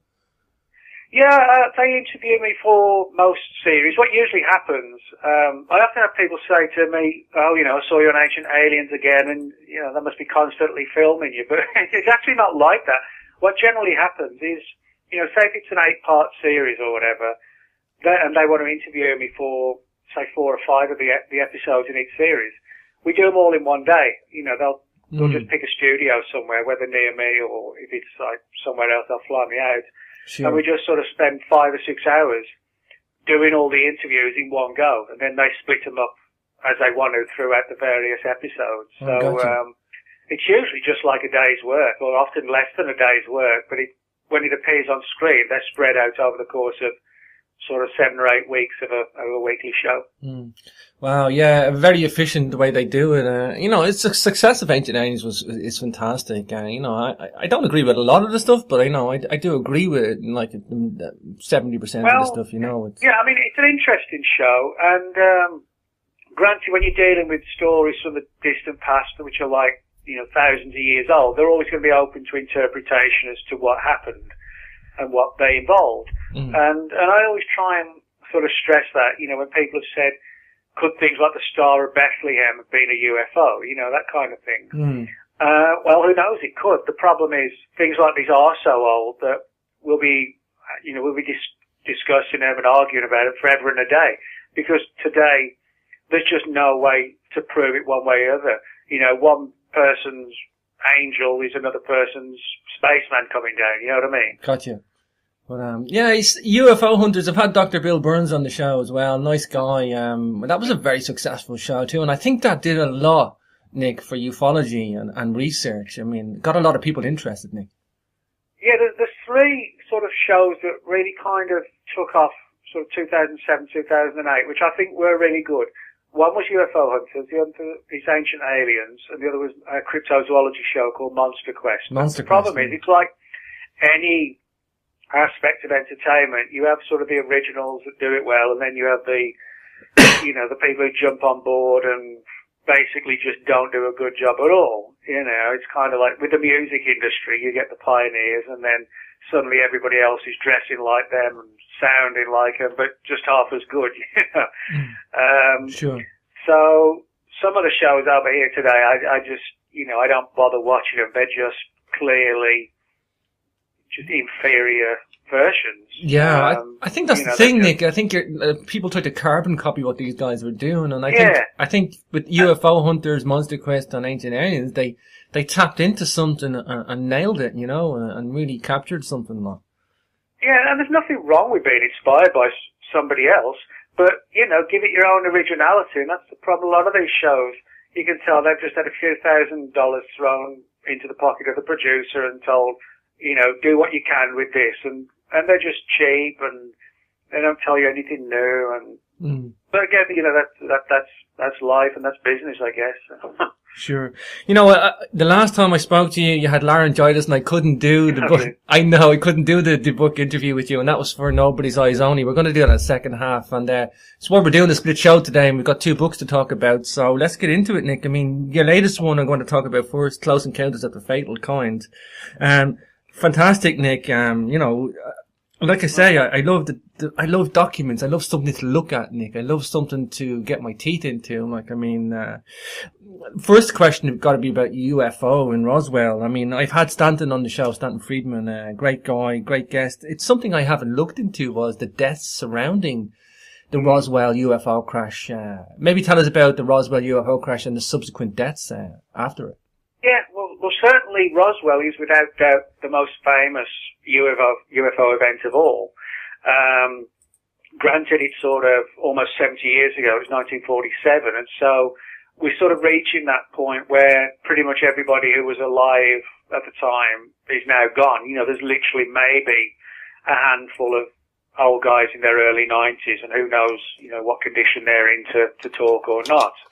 But in addition to sort of all the deaths that have come, you know, naturally over the fact that it was almost 70 years ago, there also are a few suspicious deaths surrounding the case. One of them, for example, involved a young man named Vern Brazel. Now, the rancher who found all this strange wreckage on this particular ranch in New Mexico in, in the summer of 1947 was named Matt Brazel, and Vern Brazel was his son. There are rumours and stories that Vern Brazel may have seen some of the wreckage and possibly even like alien body parts strewn around the crash site, and that traumatized him very, very badly, just like a young teenager at the time. Now, we can't prove that, but what we do know is that when he was old enough to leave the family home, he left immediately, travelled around various parts of New Mexico, and then out to the West Coast. And when he was in his mid-20s, he shot himself, just committed suicide. And there are a number of stories linking other people who were on site when the Roswell event occurred of having committed suicide, or whose lives were sort of blighted psychologically, you know, for years afterwards, and either descended into depression or alcoholism and died from that. There's also another story of a woman named Miriam Bush. Miriam Bush is a woman who didn't really go public with what she knew about Roswell, but she confided in her family in 1947. And at the time, she was what was called the executive secretary at the base hospital in Roswell, which was actually run by the military. And the story is that the strange bodies found at the Roswell crash site were taken to the base hospital for if not an autopsy, at least an initial study to try and figure out what they were. And the story is that Miriam Bush was one of the key players on hand when the bodies were brought in. And she told her family about it, but she was sort of deathly afraid. And it sort of really, again, psychologically scarred her. And she became alcoholic. And then in late 1989, she was found dead in a hotel room. The official line was that she'd committed suicide. But what was kind of intriguing was the fact that she had a plastic bag over her head when she was found and bruises on both arms, which gave rise to suspicions that she'd been murdered. Now, wow. What's more disturbing is that in the months leading up to her death, she developed suspicions. We don't know how or why, but her family have since gone on the record saying she felt she was being watched and followed, and was subjected to sort of, intimidation from a distance, so to speak, just letting her know that someone was watching her. And she became so paranoid that she checked into this hotel room, actually using her sister's name and address. And yet somebody presumably found her. And what's interesting, of course, is she would have been one of the last few living people, because she was just in her early 20s at the time. She would have been one of the last living people who may well have seen the bodies and could explain what they were and what happened to them. So when she was fearful she was being watched and was actually thinking about going public, that might have been the time at which somebody said, we got to take her out or whatever. Wow. Dangerous business, UFO.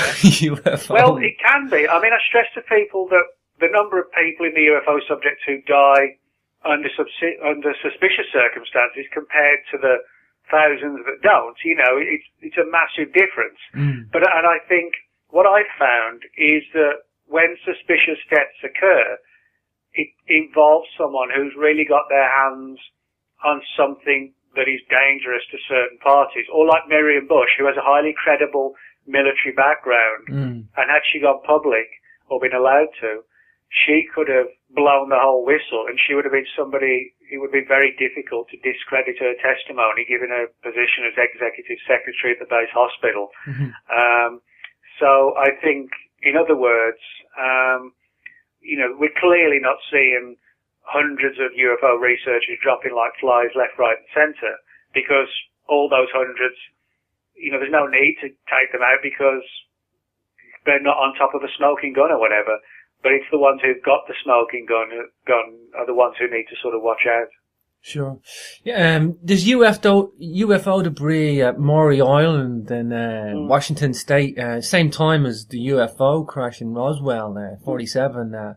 Military personnel dead there too, Nick. Yeah, well, the Maury Island's a weird one. It actually occurred just about a week, 10 days or so before the Roswell event, which was early July 47, and we're talking around about the 20th of 47 for Maury Island.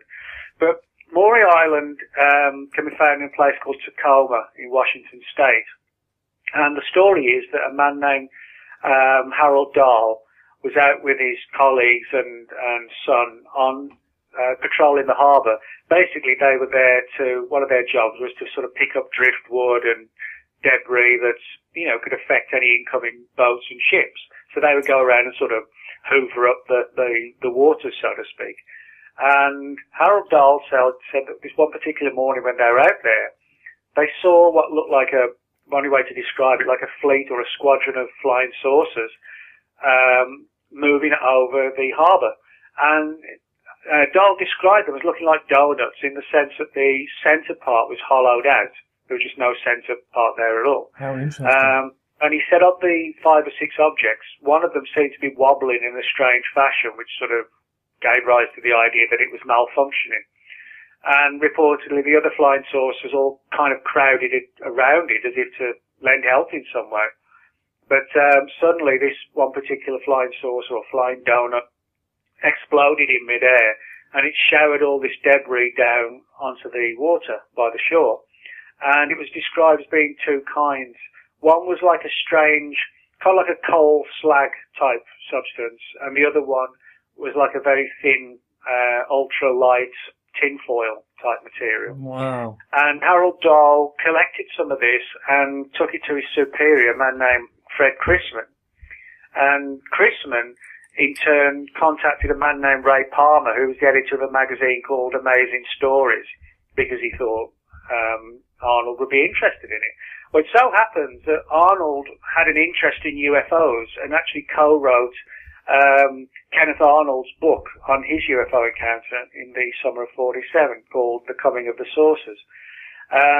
So what happened was that Kenneth Arnold was basically hired by Ray Palmer to go out to Maury Island to investigate the case and get to the bottom of it. And he spent actually quite a long time in town, just sort of travelling around speaking to anybody and everybody possible.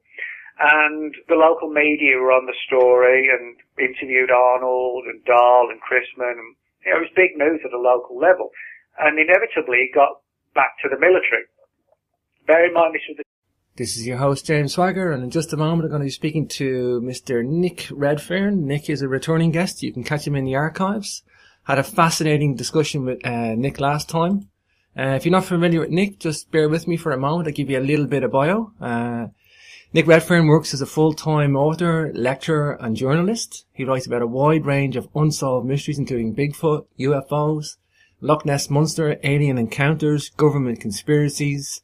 His previous book includes Monster Files, The World's Weirdest Places, The Pyramids and the Pentagon Keep Out, The Real Men in Black, The NASA Conspiracies, Contactees, and The Memoirs of a Monster Hunter. He writes for many publications, including UFO Magazine, Fate, and 13 Times. Nick has appeared on numerous television shows, including Fox News, the History Channel's Ancient Aliens, Monster Quest, and UFO Hunters, VH1's Legend Hunters, National Geographic Channel's The Truth About UFOs and Paranatural, BBC's Out of This World, MSNBC's Countdown, and Sci-Fi Channel's Proof Positive. He can be contacted at nickredfern14.blogspot.com.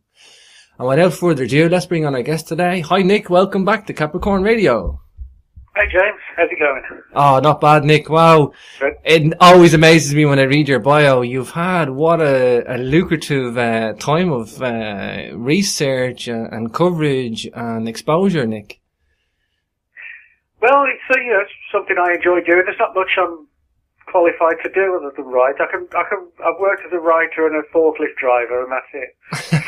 It's one of the two, and sometimes I chop and change between the other depending on how busy I am or not. So. Sure. Well, that's the thing, Nick. I mean, I know you are a full-time writer and you're passionate about it. I know what we're going to speak about today is two books, Close Encounters of the Fatal Kind, about suspicious deaths, mysterious murders, and bizarre disappearances in the UFO history. And we're also going to talk about the second half of the show, For Nobody's Eyes Only, Missing Government Files and Hidden Archives that document the truth about the most enduring conspiracy theories. Something I've covered on the show, with different guests and different formats and different ways, but I think I love what you do, Nick, because you get into the nitty gritty of, documents and you do proper journalism, Nick. You get into looking for research. Maybe just explain why you take that approach and the journalistic style that you have, Nick. Well, because I think more than anything else, when you're dealing with a controversial subject, whether it's UFOs or Bigfoot or the Loch Ness Monster, it's sort of not enough to say, oh, I was once told this story by somebody's uncle's milkman's next door neighbour, that kind of thing. Sure. Because it doesn't mean there's any issue with the story necessarily, but it doesn't come across as that credible. And I've found if you want to try and demonstrate to people that incredible subjects have credible data in support of them, you've got to present it in the same way that you would if you were writing a regular article for a newspaper on a breaking news story, and present the facts, present the eyewitnesses, get them to speak on the record, back it up with additional testimony or official documents, and then put the story out.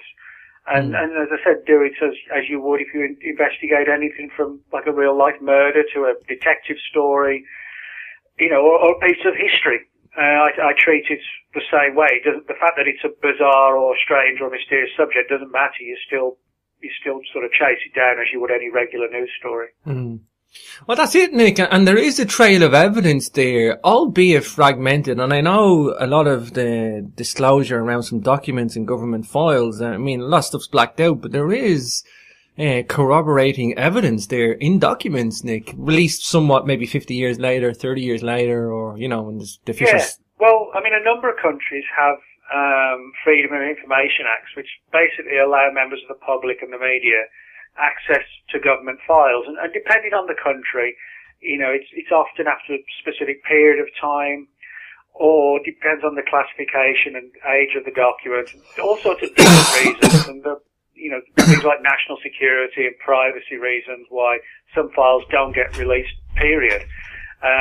For example, there are a number of files at the National